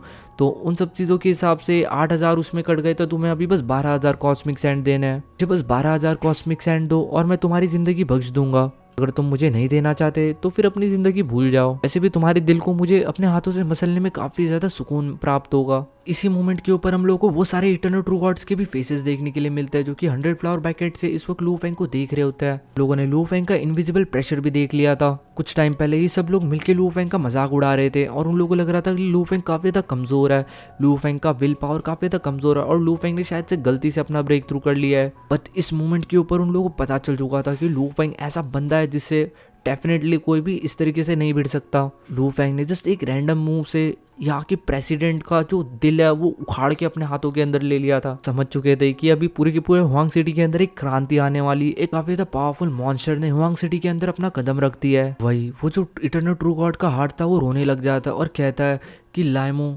मैं आपको जितने भी पैसे चाहिए होंगे वो सारे के सारे पैसे देता हूँ, प्लीज प्लीज मुझे छोड़ दीजिए। इस वक्त ये अपनी इज्जत, शोहरत और बाकी सारी चीजें त्याग चुका था। इसे पता चल गया था जान बची तो लाखों पाए, वरना जंडू दैश मरा है। वो कॉस्मोस सैंड वो प्रेसिडेंट के पास है, प्लीज प्लीज कुछ टाइम रुक जाओ, प्रेसिडेंट यहाँ पे आते ही होंगे। यहाँ पे एंट्री होती है एक फिगर की जिसकी पूरी बॉडी के ऊपर ब्लैक कलर के स्केल हम लोगों को देखने के लिए मिल सकते थे। इस बंदे का नाम था मू यांग जो की ब्लड पाइथन सोसाइटी का प्रेसिडेंट था। वो आते ही लू फेंग से कहता है कि 12,000 कॉस्मोस सैंड मैं पे कर दूंगा, प्लीज मेरे भाई को छोड़ दो। साथ ही साथ वो जो स्केप्टर वेपन है प्लीज वो भी दे दो, क्योंकि मेरे ब्लड पाइथन एसोसिएशन को उसकी काफी ज्यादा नीड है। उसकी जगह पे हम कोई और डील बना सकते हैं। जिसके बाद जो लू फेंग होता है वो उसके हार्ट को पकड़ता है और हवा के अंदर गोल घुमाता है। जिसके बाद उसके हार्ट के अंदर से कुछ वेपन्स बाहर आते हैं जिसके अंदर वो स्केप्टर भी था। स्केप्टर का मतलब है गाइस कुल्हाड़ी। लू फेंग कहता है कि इस कुल्हाड़ी की कीमत लगभग 6,000 कॉस्मिक सैंड के बराबर में होगी, तो मुझे 6,000 कॉस्मिक सैंड दो। इसके बाद ये जो बंदा होता है ये लू फेंग के पास एक पाउच फेंकता है जिसके अंदर 20,000 कॉस्मिक सैंड थे। लू फेंग उस पाउच की तरफ रैंडमली देखता है और अंदाजा लगा लेता है कि इसके अंदर 20,000 ही कॉस्मिक सैंड है। इसके तुरंत बाद वो उस हार्ट को और साथ ही साथ वो सारे के सारे वेपन्स उस प्रेसिडेंट की तरफ फेंक देता है। इसके बाद वो जो प्रेसिडेंट होता है वो उस हार्ट को लेता है और फिर उसके बाद वो लू फेंग से थैंक्स कहता है। जिसके बाद वो उस हार्ट को लेके यहाँ से 100 फ्लावर बैंकेट की तरफ चला जाता है। वही जो लू फेंग होता है वो बस खड़े खड़े इन लोगों को देखता रहता है। वही जो मैंगो टावर की ओनर थी वो भी खड़े खड़े पूरी तरीके से शॉक हो जाती। उसको भरोसा नहीं हो रहा था कि लू फेंग ने सामने वाली पार्टी से 20,000 कॉस्मिक सैंड लूट लिए।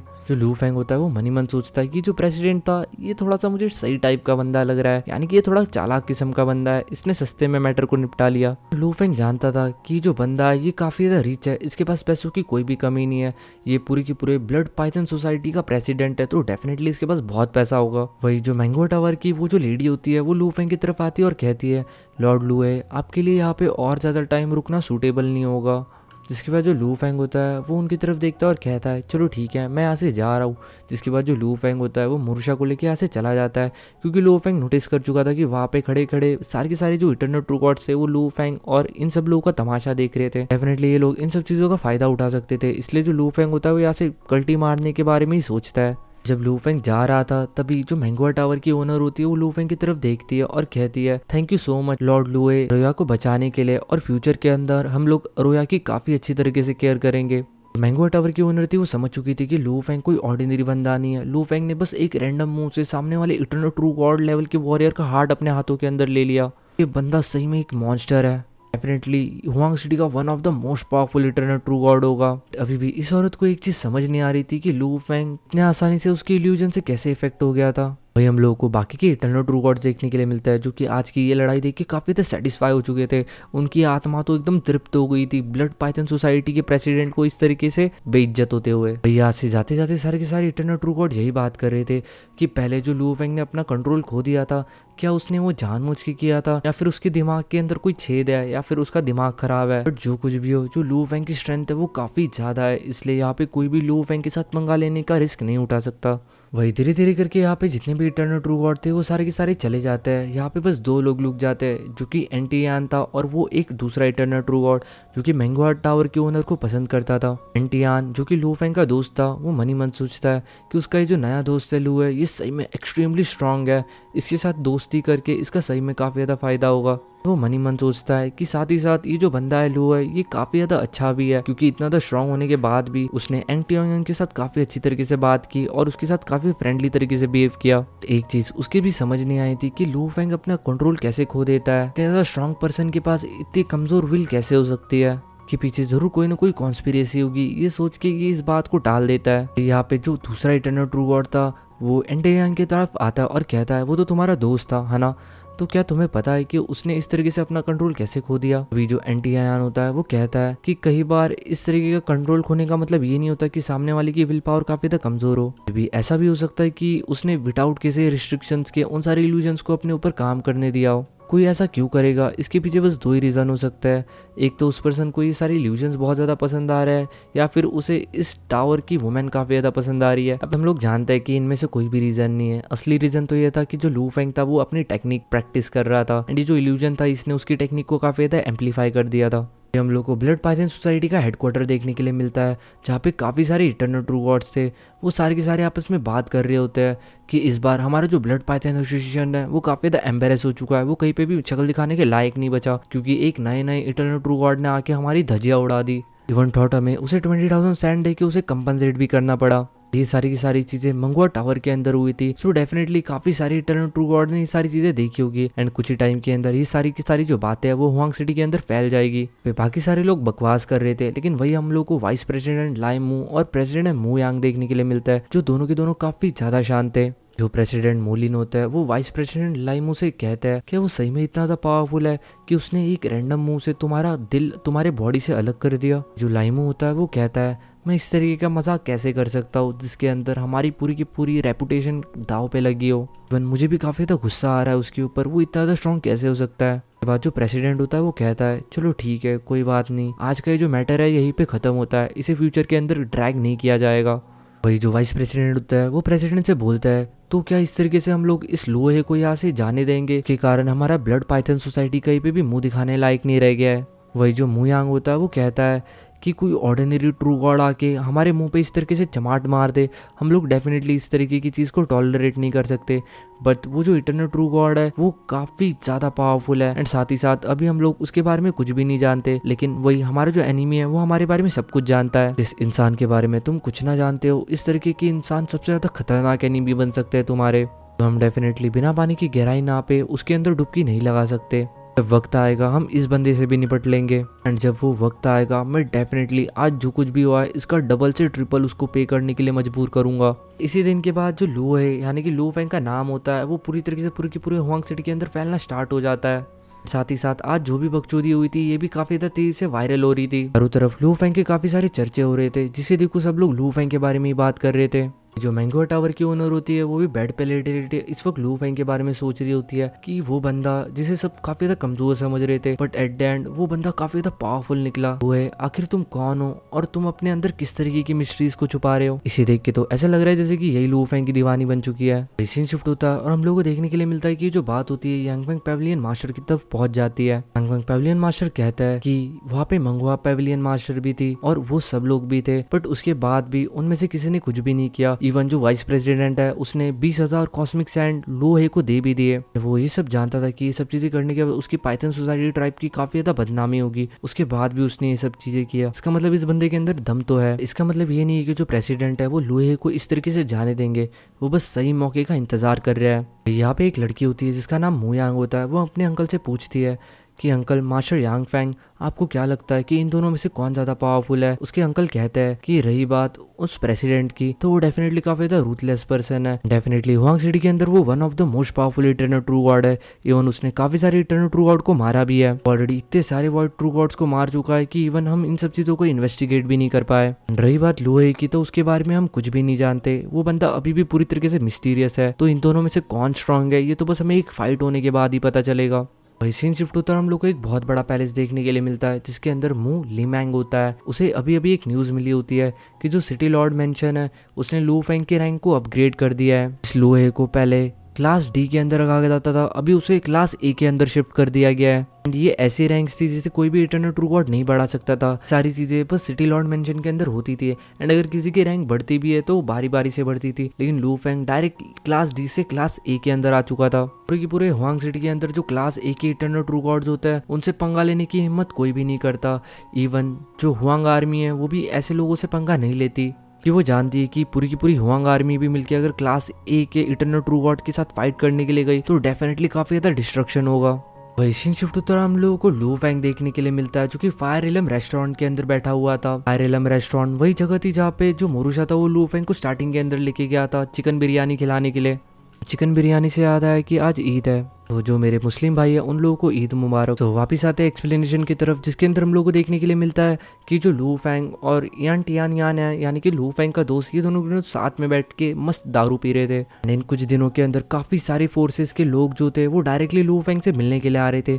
सब लोग लू फेंग के साथ संबंध एस्टेब्लाइज करना चाहते थे, तरीके से सब लोग लू फेंग के साथ गठबंधन करना चाहते थे। जो लू फेंग था वो अपने घर पे भी नहीं था, वो इस फायर एलम रेस्टोरेंट के अंदर छुप के बैठा हुआ था, क्योंकि वो कितने ही लोगों से मिल सकता था। इस वक्त पूरे हुआंग सिटी के अंदर जो टॉप फोर्सेस थी सबकी नजर लू फेंग के ऊपर थी। जो एंटी यान होता है वो हंसते हुए लू फेंग से कहता है कि पता नहीं कितने इटर्नल ट्रू गॉड तुमसे जलते होंगे इस वक्त, हम जैसे ऑर्डिनरी इटर्नल ट्रू गॉड तो तुम्हारे साथ बैठ के पीने के भी लायक नहीं है, बट स्टिल ब्रदर लू काफी ज्यादा बड़े दिल के इंसान है। जो लू फेंग होता है वो कहता है अरे नहीं नहीं ऐसी कोई बात नहीं है, तू मेरे भाई जैसा है। जो एंटी यान होता है वो लू फेंग से कहता है कि जहाँ तक कि मुझे न्यूज़ मिली है जो सिटी लॉर्ड मेंशन है उसने ऑलरेडी तुम्हारी रैंक को अपग्रेड कर दिया है, उसने तुम्हें क्लास डी से क्लास ए के अंदर डाल दिया है। लू फेंग ये चीज़ सुनता है तो डेफिनेटली थोड़ा सा शॉक होता है एंड थोड़ा सा क्यूरियस भी होता है। हुआंग सिटी के अंदर जो इटर्नल ट्रू गॉड क्लास ए के अंदर होता है, इवन हुआंग लीजन, यानी कि ये एक तरीके का मैकेनिकल टाइप का सुप्रीम ट्रेजर है जो कि पावर प्रोड्यूस करता है लगभग 14 लेवल के आसपास, और इसे ड्राइव करने के लिए लगता है काफी सारे लोग। जो एंटी यानियन होता है वो लू फेंग से कहता है कि लू है आपकी स्ट्रेंथ इतनी ज़्यादा है कि इवन अगर पूरी की पूरी हुआंग आर्मी आपसे पंगा लेने के लिए आ जाती है स्टिल आप उन्हें आराम से काफ़ी ज़्यादा टाइम तक रोक सकते हो। आपने तो इवन कोई वेपन या फिर कोई सीक्रेट ट्रेजर का भी इस्तेमाल नहीं किया था, उसके बाद भी आपने वाइस प्रेसिडेंट लाइम मू के दिल को एक ही बार के अंदर अपने उंगलियों के अंदर ले लिया था। आपने गलती से अपने फुल स्ट्रेंथ का इस्तेमाल कर लिया तो पूरी की पूरी हुआंग आर्मी आपके सामने कमजोर पड़ सकती है। जो लू फेंग होता है वो हंसता है और कहता है अरे बस बस भाई ये अभी ज़्यादा हो गया। लू फेंग कहता है कि जो हुआंग लीजन है, यानी कि जो मैकेनिकल टाइप का सुप्रीम ट्रेजर है, ये लिटरली काफ़ी ज़्यादा स्ट्रॉन्ग है एंड इवन लू फेंग को भी इस चीज़ से पंगा लेने के लिए काफ़ी ज़्यादा दिक्कत आएगी। देखा जाए तो लू फेंग के पास भी खुद का एक मैकेनिकल टाइप का सुप्रीम ट्रेजर था जिसका नाम था वू यूजी, यानी कि उसकी सिल्वर विंग्स जो कि ऑलरेडी अपग्रेड हो चुके थे और वो पूरे कंप्लीट भी हो चुके थे। जो लू फेंग होता है वो बस स्माइल कर देता एंड इन सब चीज़ों के ऊपर ज़्यादा ध्यान नहीं देता। चीज़ देख के इवन जो एंटी यूनियन होता है वो थोड़ा सा शॉक हो जाता है, वो समझ जाता है कि लू फेंग को झाट फर्क नहीं पड़ता हुआंग आर्मी से। जो एंटी यूनियन होता है वो लू फेंग के इस एटीट्यूड को देखते हुए कहता है कि लॉर्ड लू आपको इन सब चीज़ों को ज़्यादा इग्नोर नहीं करना चाहिए, क्योंकि हुआंग लीजन के वो जो 10 हुआंग लीजन्स है वो डेफिनेटली काफ़ी ज़्यादा पावरफुल है एंड साथ ही साथ इन सब के साथ हुआंग गार्ड्स भी है। रेड एंड इन सब चीज़ों से भी बात नहीं समझी तो मुझे डर लगता है कि यहाँ पे लॉर्ड ऑफ चॉस भी आ सकता है, यानी कि गॉड किंग। जो लू फेंग होता है वो हंसते हुए कहता है तुमने क्या मुझे सही में इतना था पागल समझ के रखा है कि मैं सिटी लॉर्ड मेंशन को चैलेंज करूंगा। जो एंटी यान होता है वो कहता है कि अगर ऐसी बात है तो कोई चिंता करने वाली बात नहीं है, लेकिन फिर भी तुम्हें एक चीज़ याद रखनी चाहिए। और ये बोलते ही उसके एक्सप्रेशन एकदम से सीरियस हो जाता है। वही लू फेंग उसकी तरफ देखते हुए कहता है ब्रदर एंट्रोपी तुम कहो तुम्हें क्या कहना है। वो कहता है कि गलती से भी शी और यू इन लोगों के बीच में आने की कोशिश भी मत करना, यानी कि ये शी क्लैन और यू क्लैन के बीच में आने की बात कर रहे थे। वो कहता है कि इन दोनों के बीच में आना मतलब दो पावरफुल वोर्टेक्स के बीच में कचुम्बर बनने जैसी बात होती है। कहता है कि मुझे ये हुआंग सिटी काफ़ी ज़्यादा प्यारा है एंड अगर शी क्लैन या फिर यू क्लैन इनमें से कोई भी एक भी अगर यहाँ पे आ जाता है एंड अगर इनकी कॉन्फ्लिक्ट्स होती है तो जो तबाही मचेगी उसके अंदर पूरा का पूरा हुआंग सिटी का नामो निशान मिट जाएगा। जो लू फेंग होता है वो अपने दोस्त की तरफ देखते हुए कहता है कि जो प्रेसिडेंट है जेन युआन चैम्बर वो पिछले दिन उससे मिलने के लिए आए थे, लेकिन जो लू फेंग था उसने उसके ऊपर ज़्यादा ध्यान नहीं दिया कि ये जो बंदा था ये फूड किंगडम से बिलोंग करता था एंड आपको पता है कि लू फेंग की फूड किंगडम वालों के साथ दुश्मनी है, कि ये सारे जो लोग हैं इन्हीं लोगों से लू फेंग को बदला लेना है मास्टर जाओ शेंकी का। जो एंटी एरन होता है वो कहता है कि तुम्हें इन सब चीज़ों की ज़्यादा चिंता करने की कोई ज़रूरत नहीं है, एंड आफ्टर ऑल वो ज़्यादा से ज़्यादा क्या ही उखाड़ लेंगे फूड किंगडम वाले तुम्हारे, क्योंकि वहाँ पे दूसरे साइड यू स्टेट के लोग भी है, अगर वो लोग कुछ करते तो यू स्टेट के लोग बीच में आ जाएंगे। इस वक्त बीच वाली बकरी हो जिसके ऊपर राइट साइड के लोग भी और लेफ्ट साइड के लोग भी दोनों के दोनों तुम्हारी तरफ उंगली करने की कोशिश करेंगे। भाई लू फैंग कहता है कि इस वक्त तो मैं फिलहाल इन लोगों से जितना दूर रहूँ वही मेरे लिए ज़्यादा अच्छा होगा। इसके बाद जो लू फैंग होता है वो अपने इस नए बने दोस्त के साथ काफ़ी टाइम तक बैठ के दारू पीता है और काफ़ी सारी बातें करता है। वही जो एंट्रोपी होता है वो लू फैंग को हुआंग सिटी के बारे में काफ़ी कुछ बताता है। वही जिसके बाद वो लोग इस रेस्टोरेंट के बारे में बात करने लग जाते हैं, एंड लू फैंग कहता है कि उसे ये जगह काफ़ी ज़्यादा पसंद है क्योंकि यहाँ का जो बारबेक्यू है वो काफ़ी ज़्यादा टेस्टी लगता है। फाइनली यहाँ से बात करने के बाद ये लोग यहाँ से जा ही रहे होते तभी वो लोग यहाँ पे एक औरत को देखता है जिसकी एक लंबी सी पूंछ थी, दिखने में काफी ज्यादा सुंदर लग रही थी और इसके साथ काफी सारे गार्ड भी थे। इस औरत का नाम था डियो रोंग की। जो लड़की थी ये डियो रोंग फैमिली से बिलोंग करती थी एंड ये डियो रोंग योंग की बेटी थी। ये डेफिनेटली एक इटर्नल ट्रू गॉड थे एंड ये जो लड़की थी ये लू फैंग को अपना मास्टर बनाना चाहती थी। जो एंट्रोपी होता है वो डियोंगी की तरफ देखते हुए कहता है क्या तुम यहाँ पे ब्रदर लू ही से मिलने के लिए आई हो, तुम्हें इस जगह के बारे में कैसे पता चला। तभी जो डियो रोंग की होती है वो अपनी मुंडी झुकाते हुए कहती है कि मैंने सुना था कि जो लॉर्ड लू है वो मंगुआ टावर के अंदर है, तो मैं वहाँ पे उनसे विजिट करने के लिए गई थी, लेकिन उसके बाद मुझे यहाँ के कुछ गार्ड से पता चला कि जो लॉर्ड ही है वो फायर इलम रेस्टोरेंट के अंदर है। बाद जो लू फैंग होता है वो उन गार्ड की तरफ देखता है एंड गाइस ये जो गार्ड होता है ये और कोई नहीं होते, ये वही लोग होते हैं जिनको लू फैंग ने बहुत पहले बचाया था, कि ये उन्हीं छोटे से ट्राइब के लोग थे जिनको लू फैंग ने स्टार्टिंग में बचाया था। जो लू फैंग होता है वो उस लड़की की तरफ देखते हुए कहता है कि तुम यहाँ पे क्यों आई हो। जो डियोरोंगी होती है वो लू फैंग की तरफ देखती है और सर झुकाते हुए कहती है कि मैं आपको अपना मास्टर बनाने चाहती हूँ। लू फैंग उस लड़की की तरफ देखता है और कहता है कि तेरा बाप भी तो इटर्नल ट्रू गॉड है, तू उसे भी तो अपना मास्टर बना सकती है, तो तू मुझे ही अपना मास्टर क्यों बनाना चाहती है। तभी वो जो लड़की होती है वो कहती है कि उसके जो फादर है वो एक्चुअली मेडिसिन रिफाइन करने के लिए काफ़ी अच्छे है एंड वो उसी चीज़ के अंदर अच्छे है, वो फाइट करने में इतने ज़्यादा अच्छे नहीं है एंड उसने लू फैंग की पावर जान ली है, इसलिए वो लू फैंग को अपना मास्टर बनाना चाहती है। अगर आप मेरे मास्टर बनने के लिए तैयार हो जाते हो तो इवन मैं आपको 5000 यूनिवर्सल सैंड भी ऑफर करने के लिए तैयार हूँ। बट जो लू फैंग होता है वो इस बंदे को किसी सिग्मा की तरह इग्नोर कर देता है एंड फिर अपने दोस्त की तरफ देखता है एंट्रोपी की तरफ और कहता है कि ब्रदर एंट्रोपी चलो यहाँ से चलते हैं। उसके बाद लू फैंग एंट्रोपी के साथ यहाँ से चला जाता है। वही ये जो लड़की होती है पीछे से चिल्लाती रह जाती है कि मास्टर मास्टर रुक जाइए मास्टर, प्लीज मुझे एक चांस तो दीजिए, मुझे एक बार टेस्ट तो करिए। जो मोरुशा होता है वो भी इस लड़की की तरफ देखता है और कहता है क्या तुम मेरे मास्टर की डिसाइपल बनना चाहती हो, सपना देखो सपना। ये जो लड़की होती है वो उसके बाद उस गार्ड की तरफ वापिस से जाती है यानी कि सियो यून की तरफ। सियो यून वही बंदा है जिसके साथ लू फैंग के थोड़े से अच्छे संबंध है। वही दो ट्रू गॉड्स है जिसके अंदर से एक इस रेस्टोरेंट के अंदर काम करता और दूसरा किसी जगह पे गार्डिंग करता था। सुन यून वही पर्सन है जो कि गार्डिंग करता था एंड ये इसी लड़की की गार्डिंग करता था क्योंकि ये जो गार्ड था इसका जो भाई था वो उसी रेस्टोरेंट के अंदर काम करता था जहाँ पे लू फैंग अक्सर आया करता था। तो उसका भाई उसको बता देता है कि उसे लॉर्ड लू है यहाँ पे देखने के लिए मिले थे। ये यही न्यूज जाके इस लड़की को बता देता है। कुछ ही टाइम के बाद सीन शिफ्ट होता है, हम लोगों को सू जी देखने के लिए मिलता है जो कि सीयू की तरफ आता है और कहता है कि तुम्हारी हिम्मत कैसे हुई कि सुप्रीम लॉर्ड की इन्फॉर्मेशन तुमने बाहर लीक की। मैंने तुम्हें ये चीज बताई थी क्योंकि तुम मेरे भाई हो। इस वक्त मैं रेस्टोरेंट बिजनेस के अंदर हूँ और हमें अपने क्लाइंट्स की इन्फॉर्मेशन को प्रोटेक्ट करना पड़ता है। जो सीयून होता है वो कहता है कि जो सुप्रीम लॉर्ड है उन्होंने तो मुझे कुछ भी नहीं कहा, बट तुम मेरे भाई होने के बाद भी तुम मुझे डांट रहे हो। जो सीयून होता है वो कहता है कि क्योंकि जो सुप्रीम लॉर्ड है उनका दिमाग काफी ज्यादा ठंडा है इसलिए उन्होंने तुम्हें कुछ नहीं बोला, अगर उनके जगह पे कोई और होता तो अभी तक तुम निपट चुके होते। इटर्नल ट्रू गॉड्स की बात आती है तो तुम्हें काफी ज्यादा ध्यान रखना चाहिए। के बाद ये दोनों काफी टाइम तक अच्छे से बात करते हैं जिसके बाद हम लोग को पता चलता है सीयून है फाइनली उसे एक ऐसा सीक्रेट मैटर मिल चुका है जिसके थ्रू अपना वो ब्रेक थ्रू कर सके true God of wide space level के ऊपर। चीज सुन के उसका जो भाई होता है सीयूजी वो काफी ज्यादा खुश हो जाता है, लेकिन वही दूसरी तरफ वो थोड़ा सा नाराज भी हो जाता है क्योंकि उसे भी ऐसा मेथड मिल तो चुका होता है लेकिन उसके पास इतने ज्यादा पैसे नहीं होते वो उन मेथड्स को खरीद सके। की वजह से वो सोचता है कि उसका भाई उससे आगे निकल गया बट उसे अभी भी काफी ज्यादा लंबा टाइम लग जाएगा। फिर वो सोचता है कि हमारी ये जो जिंदगी है वो पूरी तरीके से इटर्नल है, एज लॉन्ग एज हम जिंदा है एक ना एक दिन मैं जरूर वो मेथड को खोज निकालूंगा।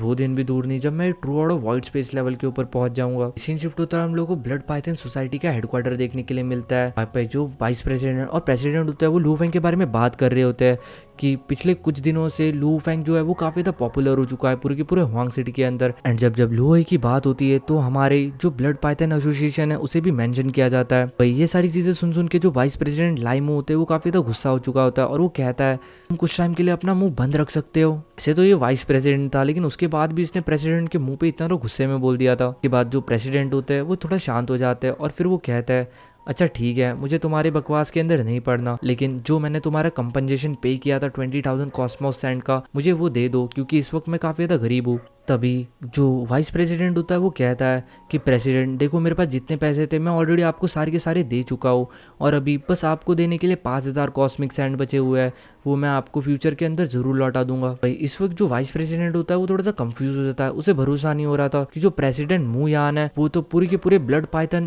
क्लब के अंदर सबसे ज़्यादा अमीर है, क्योंकि उनके पास सबसे ज़्यादा रिसोर्सेज है, लेकिन उसके बाद भी वो कह रहे हैं कि वो काफ़ी ज़्यादा गरीब है। वो इस वक्त उन लोगों से भीख मांग रहा है कि उनके पैसे वो उन्हें वापस कर दे। जो प्रेसिडेंट होता है वो वाइस प्रेसिडेंट की तरफ देखते हुए कहता है कि मैं तेरे से भीख नहीं मांग रहा, बस तेरे से ये बोल रहा हूँ, क्या तुम्हें अभी कोई अच्छा बकरा देखने के लिए मिला है जिसको मार के हम लोग उसका पैसा लूट सके। ये लोग कुछ वॉइड ट्रू गॉड्स को ढूंढते थे जो कि सिंगल होते थे, क्योंकि ये इटर्नल ट्रू गॉड है तो वो आराम से उनको मार के उनके पैसे वैसे सारी चीजें लूट लेते थे। मेनली इन लोगों का जो धंधा है वो लोगों को मार के उनको लूट के ही चलता था। वो अभी तक पता नहीं कितने सारे वॉइड ट्रू गॉड लेवल के वॉरियर और इटर्नल ट्रू गॉड को मार चुके हैं। इटर्नल ट्रू गॉड लोगों की संख्या कम है, लेकिन स्टिल इन लोगों की भी संख्या है। प्रेसिडेंट कहता है कि लास्ट सेंचुरी के अंदर उसने कुल मिला के 132 वॉइड ट्रू गॉड लेवल के वॉरियर्स को मारा था, जिनको मारने के बाद उन्हें कुछ 1200 कॉस्मिक सैंड के पॉइंट्स मिले थे। मुझे समझ नहीं आ रहा कि ये 1200 लिखना चाहता था कि ये 12 लाख लिखना चाहता था, कि ये तो पॉसिबल ही नहीं हो सकता कि 132 वॉइड ट्रू गॉड लेवल के वॉरियर्स को मारने के बाद बस 1200 कॉस्मिक सैंड मिले। भाई जो वाइस प्रेसिडेंट होता है वो कहता है कि इस वक्त हमें कोई भी पैसा वाला बकरा नहीं मिल रहा, एंड जिनके पास ट्रेजर्स वगैरह ये सारी चीजें है भी, लोग काफी ज्यादा चौकन्ने रहते हैं, एंड वो लोग जल्दी बाहर नहीं निकलते, ना वो इन सारी चीज़ों को फैलने देता है। जो वाइस प्रेसिडेंट होता है वो प्रेसिडेंट की तरफ देखते हुए कहता है कि प्रेसिडेंट, मैंने आपको कभी भी इतना ज़्यादा चिंतित कभी नहीं देखा जब से हम लोगों ने ब्लड पाइथन क्लब को फॉर्म किया है। ऐसा लग रहा है कि हमारा जो ब्लड पाइथन क्लब है वो सही में काफ़ी ज़्यादा गरीब होते जा रहा है डे बाय डे। के बाद ये लोग अपनी गरीबी का थोड़ा बहुत रोना वगैरह करते हैं, जो कि मैं आप लोगों को नहीं बताने वाला। बट एट द एंड जो प्रेसिडेंट होता है वो वाइस प्रेसिडेंट से कहता है, अरे ब्लड पाइथन के अंदर ऑलरेडी इतने सारे सबऑर्डिनेट्स हैं, तो सभी लोगों को भेज दो कोई बकरा ढूंढने के लिए। उन सारे के सारे लोगों को हम लोगों ने क्या मुफ्त में पाल के रखा है। वाइस प्रेसिडेंट कहता है कि जो सिटी लॉर्ड मेंशन है उसने ऑलरेडी काफ़ी सारे रूल्स बना के रखे हैं ताकि वो ट्रू गॉड लेवल के वॉरियर्स और true God white space level के वॉरियर्स को बचा सके। अगर हम लोग उनकी नज़र में आ जाते हैं तो डेफिनेटली हमारे लिए काफ़ी ज़्यादा मुश्किल हो जाएगा इन सब चीज़ों से निपटना। इसलिए जो लोग हैं ये लोग टैक्स भी इन लोगों से वसूली करते थे जो कि इन लोगों के एरिया के अंदर रहते थे, एंड इसलिए ये लोग डिसाइड करते कि अब से ये लोग जो टैक्स है उसको डबल से ट्रिपल कर देंगे कि ये लोग थोड़ा सा अपना गुजारा कर सके। इसके बाद ये लोग डिसाइड करते हैं कि अब से जो टैक्स होगा वो 50,000 कॉस्मिक सैंड के आसपास होगा, क्योंकि डेफिनेटली काफ़ी ज़्यादा बड़ी रकम है एक ट्रू गॉड के लिए। ये लोग पूरी की पूरी एक डेकेड का जो टैक्स है वो एक ही बारी में वसूली करने की सोच रहे हैं। के लिए वो लोग कहते हैं कि अगर कुछ ट्रू गॉड्स को मारना भी पड़े हम लोगों को, कि बचे हुए ट्रू गॉड्स को धमकी दे उन लोगों के नाम की, तो कोई दिक्कत नहीं है। जिसके बाद सीन शिफ्ट होता है और हम लोग को प्रेसिडेंट मू यांग देखने के लिए मिलता है, जो कि एक रूम के अंदर थे। सडनली उनके सामने एक मिरर अपीयर होता है और उस मिरर के अंदर कुछ फ्लक्चुएशन होती है, और मिरर के दूसरे साइड हम लोगों को एक काफी ज़्यादा टेरिफाइंग फिगर देखने के लिए मिलता है। वो जो फिगर होता है वो प्रेसिडेंट की तरफ देखते हुए कहता है, प्रेसिडेंट मू यांग, तुम सडनली इस तरीके से मेरे से बात करने के लिए कैसे आ गए, क्या कोई दिक्कत है? इसलिए जो फिगर था इसका नाम था जियो यून। डेफिनेटली मेरे हिसाब से ये कोई चॉइस किंग लेवल का वॉरियर है। प्रेसिडेंट होता है वो इससे कहता है कि जो सेकंड पार्ट है blood of iron and sand का, उसके लिए लगभग उन्हें 1 मिलियन कॉस्मिक सैंड की ज़रूरत है, बट अभी उसके पास इतने ज़्यादा पैसे नहीं है कि वो उस चीज़ को खरीद सके। गाइस ये जो चीज़ है ये किसी तरीके का मेथड या फिर किसी तरीके का ट्रेजर है जिसकी ज़रूरत इस वक्त प्रेसिडेंट को है अपनी पावर्स को बढ़ाने के लिए। डेफिनेटली आप लोगों को पता है कि ट्रेजर कितने ज़्यादा महंगे मिलता है एक इटर्नल ट्रू गॉड लेवल के वॉरियर के लिए। उसके बाद जो प्रेसिडेंट होता है वो उस पर्सन से कहता है, क्या मैं आपसे कुछ कॉइन्स उधार ले सकता हूँ?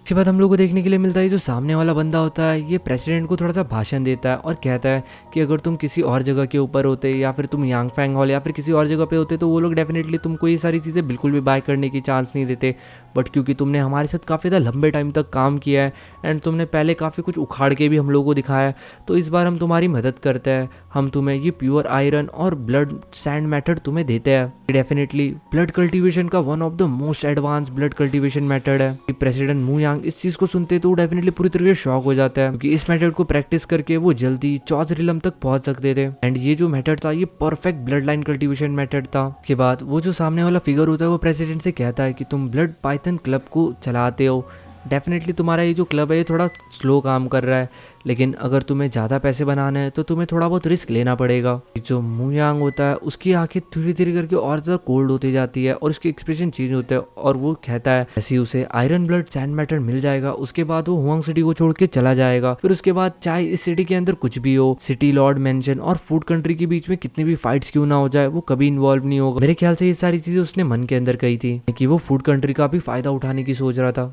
सीन शिफ्ट होता है, हम लोग को लू फेंग देखने के लिए मिलता है जो कि एक बहुत बड़े रॉक के ऊपर बैठा हुआ था और यहाँ पे बैठ के वो दारू पी रहा था एंड साथ ही साथ वो अपना great destruction heart refining method का भी प्रैक्टिस कर रहा था। मेथड है इसके ऊपर लू फेंग पहले थोड़ा सा अटक गया था, लेकिन उसका वो जो नया दोस्त था एंट्रोपी, उसके कारण फेंग फाइनली इस मेथड को कल्टिवेट कर पा रहा था। वही दूसरी तरफ उसका जो 7 इमोशन माइंड रिफाइनिंग मेथड था उसका भी उसको काफी ज्यादा एडवांटेज मिल रहा था अपने इस great destruction mind refining method से। साथ ही साथ अभी वो चॉस पावर डायग्राम के सेकंड लेवल को भी अभी समझ पा रहा था। सारी की सारी चीजें हो रही थी एंट्रोपी के कारण। एंट्रोपी वेपन्स को रिफाइन करता था एंड जो वेपन्स को रिफाइन करते हैं उनको चॉस पावर डायग्राम के बारे में काफी ज्यादा डीप अंडरस्टैंडिंग होती है। सो डेफिनेटली जो लू फेंग था उसे एंट्रोपी से काफी ज्यादा मदद मिल रही थी, बट लू फेंग को अभी एक चीज समझ नहीं आ रही थी कि अगर वो चॉस पावर डायग्राम के सेकंड लेवल को कल्टीवेट करना चाहता है तो अभी उसके पास पैसे नहीं है, वो इस वक्त काफी ज्यादा गरीब है। लोगों को याद होगा जब लू फेंग फर्स्ट लेवल को कॉम्प्रहेंड कर रहा था तभी लू फेंग ने वो जो फ्लावर था पर्पल क्रिस्टल फ्लावर उसको बेच के जितने भी पैसे आए थे वो सारे के सारे उसको फर्स्ट लेवल को कॉम्प्रहेंड करने में लग गए थे। सेकंड लेवल को कॉम्प्रहेंड करने के लिए डेफिनेटली उसे पहले वाले के कंपैरिजन के अंदर 2 से 3 गुना ज्यादा पैसे लगने वाले थे। तो लू फेंग को कुछ भी समझ नहीं आ रहा था कि उसे क्या करना चाहिए, इतना सारा पैसा वो कहाँ से लाएगा। उसके पास एक ही रास्ता था, वो था असेसिन बनना, क्योंकि जो लू फेंग था उसने यांग फेंग गिल्ड को ज्वाइन किया था और यांग फेंग गिल्ड के अंदर काफी सारे लोगों के ऊपर बाउंटी रखी गई थी, यानी कि सुपारी रखी गई थी उनको मारने के लिए। लू फेंग ऐसे टाइप का बंदा था जो कि किसी भी रैंडम पर्सन को इस तरीके से नहीं मारता था तक वो बंदा समाज के लिए खतरनाक ना हो या फिर लू फेंग के नजरों में अड़ता ना हो। इसलिए जो लू फेंग होता है वो फाइनली अपने लायक कोई बाउंटी मिशन ढूंढना स्टार्ट कर देता है यांग फेंग गिल्ड के अंदर। लू फेंग को जो हाईएस्ट बाउंटी मिशन मिलता है वो होता है मू ली जियाओ के लिए एंड ये जो मू ली जियाओ था ये हुआंग लीजन का कमांडर था एंड इसके ऊपर बाउंटी मिशन था वो लगभग 1.2 बिलियन कॉस्मॉक सैंड के आसपास था। लू फेंग एक चीज तो इस चीज से समझ ही चुका था कि जो भी पर्सन 1.2 मिलियन कॉस्मिक सैंड की सुपारी दे रहा है वो बंदा सही में कोई नॉर्मल आदमी तो बिल्कुल भी नहीं होगा, कि एक तो वो बंदा सिटी लॉर्ड मेंशन से पंगा लेना चाहता है और दूसरा वो इतनी ज्यादा बड़ी अमाउंट भी चुका रहा है। सेकंड मोस्ट रिवॉर्डिंग मिशन था वो था ब्लड क्लाउड को मारने का। जो ब्लड क्लाउड था ये फूड नेशन का बंदा था, तो डेफिनेटली इसको मारने के लिए लू फेंग ज्यादा झिझकेगा नहीं और इसे मारने की जो कीमत थी वो लगभग 1 मिलियन कॉस्मॉस सैंड के आसपास थी। एक्चुअली ये जो लोग है जिनके नाम मैं अभी आपको बता रहा हूँ इन लोगों को भी पता होता है कि इन लोगों के नाम की वहाँ पे सुपारी दी गई है यांग फेंग गिल्ड के अंदर। इन लोगों को भरोसा होता है अपने पावर्स के ऊपर कि ये लोग पूरी की पूरी सिटी के अंदर काफी ज्यादा पावरफुल है। अगर 2 मिलियन 3 मिलियन की भी बात की जाए तो इतना ज़्यादा पावरफुल कौन है जो कि इनको मार सके। एंड डेफिनेटली जो काफ़ी ज़्यादा पावरफुल लीडर्स होते हैं वो इन सब छोटे मोटे बातों के ऊपर कोई भी ध्यान नहीं देता।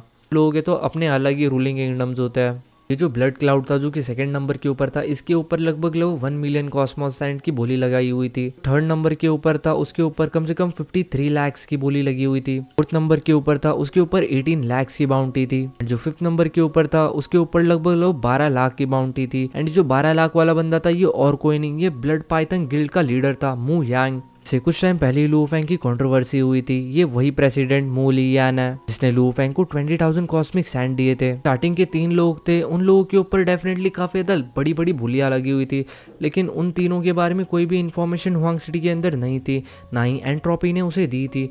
तो उन सब लोगों के बारे में उसे डेफिनेटली कुछ नहीं पता। तो उन लोगों को मारने के बारे में बस लू फेंग फ्यूचर के अंदर सोच सकता है। वही जो सेकंड नंबर के ऊपर था मू ली जियाओ, उसको मारने का तो लू फेंग को काफी ज्यादा मन था क्योंकि वो 5 मेजर फैमिलीज से बिलोंग करता था। तो उसके बारे में भी कोई भी इंफॉर्मेशन नहीं थी लू फेंग के पास। डैन जो लू फेंग होता है वो थोड़ा सा सोचता है एंड फिर वो डिसाइड कर लेता है कि वो मारने वाला है प्रेसिडेंट को। कि वो प्रेसिडेंट के बारे में जानता था कि प्रेसिडेंट एक अच्छा इंसान नहीं है और ऑलरेडी उसने काफी सारे ट्रू गॉड लेवल के वॉरियर्स को मार दिया है। लोगों को हंट करते हैं, लोगों को स्लॉटर करते हैं और लोगों को लूटते हैं। साथ ही साथ लू फेंग की भी ज्यादा कुछ अच्छे रिलेशनशिप नहीं थे इन लोगों के साथ। डेफिनेटली इन लोगों को मारने के बाद लू फेंग को कोई भी गिल्ट महसूस नहीं होने वाला। लू फेंग सोचता है क्योंकि ये उसकी फर्स्ट बाउंटी है तो डेफिनेटली उसे इसके अंदर सक्सीड होना ही पड़ेगा। तो एकदम से कोई बड़ा मिशन चूज करना भी उसके लिए ठीक नहीं होगा। इस मिशन के बाद कम से कम उसको ये पता चल जाएगा कि वो कितना ज्यादा पावरफुल है। बाद जो लू फेंग होता है वो इस बाउंटी के लिए प्रिपरेशन स्टार्ट कर देता है। लू फेंग इन सब चीजों के बारे में सोच ही रहा होता है, तभी जो मोरुशा होता है वो सडनली लू फेंग के पास उड़ते हुए आता है और वो लू फेंग से कहता है मास्टर आपसे ब्लैक जेड टाइगर मिलने के लिए आया है। ऐसे जो ब्लैक जेड टाइगर है ये और कोई नहीं है, वही बंदा है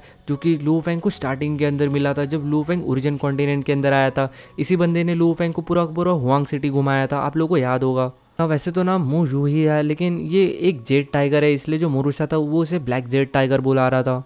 लू फेंग काफ़ी ज़्यादा सरप्राइज हो जाता है और खुश भी हो जाता है क्योंकि इस बंदे ने उसकी काफ़ी ज़्यादा मदद की थी। लू फेंग कहता है ये तो वही फर्स्ट बॉय ट्रू गॉड है जिससे मैं मिला था ओरिजिन कॉन्टिनेंट के अंदर आने के बाद। मोरूशा कहता है कि जब लू फेंग सक्लूजन के अंदर था तब वो पहले भी आया था मास्टर से मिलने के लिए, उस वक्त मैं आपको डिस्टर्ब नहीं करना चाहता था, इसलिए मैंने आपको इन सब चीज़ों के बारे में कुछ भी नहीं बताया। ये इसकी सेकंड विजिट है। लू फेंग स्माइल करता है और कहता है सेकंड टाइम, चलो ठीक है उसे बुलाओ, मैं उससे मिलना चाहता हूँ। बाद जो मोरूशा होता है वो फाइनली उस बंदे को लेने के लिए चला जाता है। जाने से पहले जो मोरूशा होता है वो लू फेंग की तरफ देखता है और कहता है कि मास्टर मैं यहाँ पे काफ़ी ज़्यादा अकेला सा हो गया हूँ, आपको नहीं लगता कि आपको एक और सर्वेंट रख लेना चाहिए। जो लू फेंग होता है वो कहता है कि सर्वेंट इसकी क्या नीड है, मैं तो हमेशा अपना कल्टीवेशन करता रहता हूँ, और रही बात तुम्हारी तो तुम बाकी के काम कर लेते हो और जो बचे हुए काम रहे वो हम दोनों मिलके कर लेते हैं। मोरूशा होता है वो कहता है कि मास्टर आपकी जो रेपुटेशन है वो पूरी की पूरी हुआंग सिटी के अंदर काफ़ी ज़्यादा बढ़ चुकी है, काफ़ी सारे लोग दिन भर आपसे मिलने के लिए आते रहते हैं, तो मुझे पूरा टाइम दरवाजे के ऊपर बैठा रहना पड़ता है एंड साथ ही साथ आपको सर्व भी करना पड़ता है। तो इसलिए मुझे लगता है कि अगर हमारा एक सर्वेंट होता तो डेफिनेटली हमारा काम काफ़ी ज़्यादा आसान हो जाता।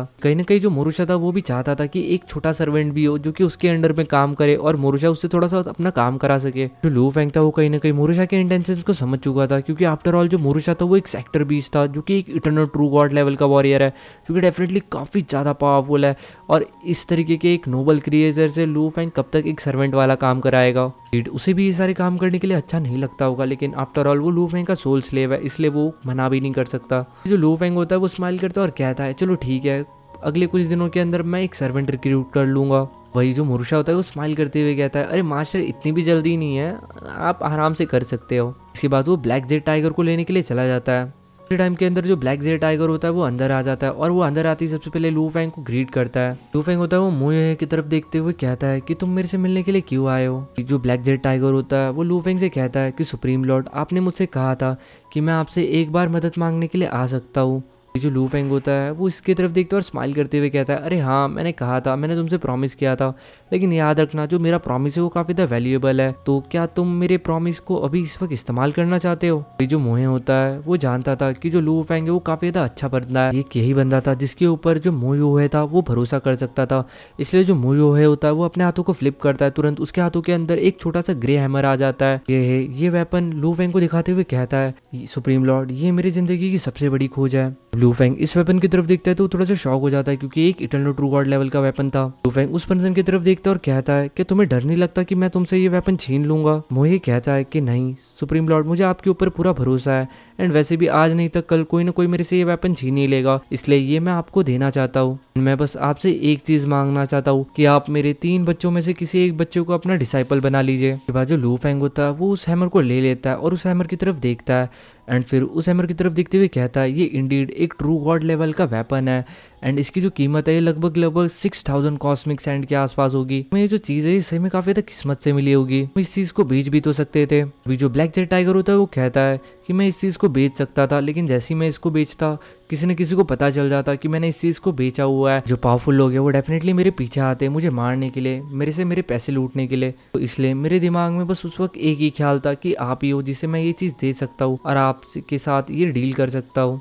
इसके बाद जो लू फेंग होता है वो जोर जोर से हंसने लग जाता है, जिसके बाद वो उस हैमर को साइड में रख देता और कहता है कि मैं कोई भी डिसाइपल इतने आसानी से नहीं एक्सेप्ट करता। जो व्हाइट टाइगर था वो जानता था कि कोई भी इटर्नल ट्रू गॉड इतने आसानी से कोई भी डिसाइपल नहीं चूज करता, वो डेफिनेटली काफी सारे टेस्ट देते हैं अपने डिसाइपल को, जिसके बाद वो एक डिसाइपल चूज करता है। जो ब्लैक जेड टाइगर होता है वो कहता है मैं जानता हूँ कि कोई भी ऐसा नहीं करता, इसलिए मैं बस इतना चाहता हूँ कि जो सुप्रीम लॉर्ड है वो कम से कम मुझे बस एक चांस दे कि आप मेरे बच्चों को एक बार टेस्ट कर ले। अगर आप उन्हें अपना डिसाइपल नहीं बना सकते तो कम से कम आप उन्हें अपना सर्वेंट बना लीजिए। लू फेंग व्हाइट जेड टाइगर से कहता है कि तुम्हें एक चीज पता होनी चाहिए, मेरे बीच में और ब्लड पाइथन के बीच में किस तरीके की रिलेशनशिप है। तो डेफिनेटली अगर तुम किसी बच्चे को मेरा अगर सर्वेंट बनने के लिए भी भेजते हो तो डेफिनेटली उसकी जिंदगी के लिए खतरा हो सकता है। ब्लैक जेड टाइगर कहता है कि मुझे कोई परवाह नहीं है, एज लॉन्ग एज आप बस मेरे बच्चों को एक मौका दे दे, मैं इसी में काफी ज्यादा खुश हूँ। आफ्टर ऑल अगर वो एक इटर्नल ट्रू गॉड को सर्व करते हैं तो इससे बड़ी चीज उनके लिए कोई भी नहीं हो सकती। लूफेंग कहता है कि इन फ्यूचर मेरी शायद से कॉन्फ्लिक्ट्स और भी काफी सारे डार्क फोर्सेस के साथ हो सकती है, तो मेरे जो दुश्मन है वो और भी ज्यादा खतरनाक हो सकते हैं, तो मेरे जो दुश्मन है वो शायद से और भी ज्यादा खतरनाक हो सकते हैं। ब्लैक जेड टाइगर इस चीज को सुनता है तो काफी ज्यादा शॉक हो जाता है, क्योंकि ऑलरेडी ब्लड पाइथन के साथ जो इसके कॉन्फ्लिक्ट्स हुए थे वो ऑलरेडी काफी ज्यादा अलग लेवल के ऊपर जा चुके थे, और अभी जो शियाव है वो और भी काफी सारे पावरफुल लोगों के साथ पंगे लेने के बारे में सोच रहा है। ये चीज सुन के वो और भी ज्यादा शॉक हो जाता है। उसके बाद ब्लैक जेड टाइगर लूफेंग की तरफ देखते हुए कहता है कि अगर ऐसी बात है इसका मतलब जो सुप्रीम लॉर्ड है वो डेफिनेटली काफ़ी ज़्यादा पावरफुल है, और अगर मेरे बच्चे आपके साथ रहेंगे तो वो और भी ज़्यादा पावरफुल बनेंगे। कि आफ्टर ऑल कोई भी एक कंफर्ट जोन के अंदर पावरफुल नहीं बन सकता, जब कोई भी पर्सन अपने कंफर्ट जोन के बाहर जाता है तभी जाके वो अपनी एबिलिटीज़ को पहचान पाता है। इसके बाद जो लू फेंग होता है वो और कुछ भी नहीं कहता, वो बस इससे एक ही चीज़ पूछता है कि तुम्हारे कितने बच्चे हैं। ब्लैक जेड टाइगर कहता है कि उसके 3 बच्चे हैं, एंड वो तीनों बच्चों का रिज्यूमे लू फेंग के हाथों के अंदर पकड़वा देता है। उसके बाद लू फेंग रैंडमली उनके तीनों बच्चों के रिज्यूमे को देखता है और फिर कहता है चलो ठीक है, तुम अपने तीनों बच्चों को लेके आओ, मैं उन 3 में से किसी एक को अपना सर्वेंट बना लूंगा। अगर वो मेरे टेस्ट को पास कर देता है तो मैं उसे अपना डिसाइपल बना दूंगा। इसके बाद तुरंत वो जो जेड टाइगर होता है वो काफ़ी ज़्यादा खुश हो जाता है और फिर यहाँ से भागते हुए जाता है अपने बच्चों को लेने के लिए। वही जो मोरूशा होता है वो लू फेंग की तरफ देखते हुए कहता है कि मास्टर आप तो काफ़ी ज़्यादा चालाक निकले, आपको तो ये सुप्रीम ट्रेजर भी मिल गया और साथ ही साथ आपको एक सर्वेंट भी मिल गया, इसी बहाने आपका जो प्रॉमिस था वो भी पूरा हो गया। लू फेंग होता है वो हंसता और कहता है मैंने तुमसे कहा था ना कि मैं 2 दिन के अंदर अंदर एक सर्वेंट रिक्रूट कर लूंगा, देखो ये सब चीज़ें कितनी ज़्यादा तेजी से हो रही है। ये जो मोरूशा होता है वो भी हंसते हुए कहता है मास्टर आप पैसा बनाने में काफ़ी ज़्यादा अच्छे हो। बाद लू फेंग कहता है कि मैं उसका कोई भी फ़ायदा नहीं उठा रहा, आफ्टर ऑल अगर वो मेरा सर्वेंट बनता भी है तो इस चीज़ के अंदर कोई भी बुराई नहीं है, हमारे साथ रह के डेफिनेटली पावरफुल ही बनेगा। मोरूशा लू फेंग से कहता है कि मास्टर मैं आपकी मदद करूंगा ताकि मैं आपके उस सर्वेंट को काफ़ी ज़्यादा पावरफुल बना सकूं। उसके बाद जो लू फेंग होता है वो स्माइल करते हुए कहता है ठीक है, अगर मैंने उसे अपना डिसाइपल बना लिया तो तुम उसके सेकंड मास्टर होंगे। डेफिनेटली मैं उसकी ज़्यादा मदद नहीं कर पाऊंगा बिकॉज जो मेरे मेथड्स है वो थोड़े से अलग है, बट क्योंकि तुम उसके सेकंड मास्टर हो तो तुम उसे ट्रेन कर सकते हो, इस तरीके से वो तुम्हारा भी सर्वेंट रहेगा। जो मोरूशा होता है वो लू फेंग की तरफ देखते हुए कहता है कि मास्टर अगर आप किसी को अपना डिसाइपल बना रहे हो तो डेफिनेटली आपके जो टेस्ट होंगे वो काफ़ी ज़्यादा मुश्किल होंगे। लू फेंग बस इस चीज़ को देख के स्माइल कर देता है। हम लोगों को व्हाइट टाइगर देखने के लिए मिलता है जो कि अपने घर जाता है, जो कि एक छोटी सी गुफा थी। इस गुफा को उसने लगभग 1000 चॉस क्रिस्टल से खरीदा था। इसी गुफा के अंदर उसके 3 बच्चे रहते थे। उसके तीनों बच्चे उसके फादर को देख के काफ़ी ज़्यादा खुश हो जाते हैं, क्योंकि उनको पता था कि आज उसके जो फादर है वो लॉर्ड लूहे से मिलने के लिए जा रहा है। के बाद उनके फादर उनके बच्चों की तरफ खुशी के साथ एक स्माइल के साथ देखता है। काफ़ी ज़्यादा लकी है कि लॉर्ड लूहे हमारी लाइफ के अंदर आए। वो तुम तीनों में से किसी एक को अपना सर्वेंट बनाने के लिए तैयार हो गए, इवन वो तुम तीनों में से किसी एक को अपना डिसाइपल भी बना लेंगे अगर तुम उसके टेस्ट को पास कर लेते हो। उसके तीनों बच्चे इस चीज को सुनते हैं तो डेफिनेटली काफी ज्यादा खुश हो जाते हैं, क्योंकि गाइस एक इटर्नल ट्रू गॉड इतने आसानी से अपना कोई भी डिसाइपल नहीं चूज करता, एंड ऑफकोर्स एक अपॉर्चुनिटी मिलना भी एक बहुत बड़ी बात होती है। एंड जहाँ तक कि लू फेंग की बात है, अगर लू फेंग ने वो ट्रेजर इन लोगों से लिया है तो डेफिनेटली लू फेंग इन लोगों का नुकसान तो नहीं होने देगा। एट द एंड वो इनमें से किसी एक को अपना सर्वेंट तो बना ही लेगा। वो जो है कहता है कि तुम्हें काफी ज्यादा मेहनत करनी पड़ेगी और काफी ज्यादा ध्यान से उन टेस्ट को पास करना पड़ेगा, कि आफ्टर ऑल तुम तीनों में से कोई एक ही बंदा होगा जो कि मास्टर का डिसाइपल बनेगा। उसके जो तीनों बच्चे होते हैं उनके आंखों के अंदर एक चमक देखने के लिए मिल सकती थी, जो कि उठ के खड़े हो जाते हैं और कहते हैं हम जानते हैं फादर की अपॉर्चुनिटीज जो होती है वो काफी ज्यादा रेयर होती है, लेकिन हम इन अपॉर्चुनिटीज को सीज करने के लिए पूरी तरीके से तैयार है। एंड इसी के साथ आज का ये जो चैप्टर होता है ये खत्म होता है। होप करता हूँ कि आपको ये पसंद आया होगा। इस चैप्टर को डालने के लिए थोड़ा सा लेट हो गया, डेफिनेटली इंटरनेट और थोड़ा सा लाइट का इशू था। काफी सारे लोग कमेंट सेक्शन के अंदर मेरे से पूछ भी रहे थे, एंड मैंने किसी को भी रिप्लाई नहीं किया, क्योंकि मैं किसी को भी एक्सक्यूज नहीं देना चाहता था बल्कि वीडियो देना चाहता था। इसके अलावा मैं कुछ और नहीं बोलूंगा। Bye bye, good night.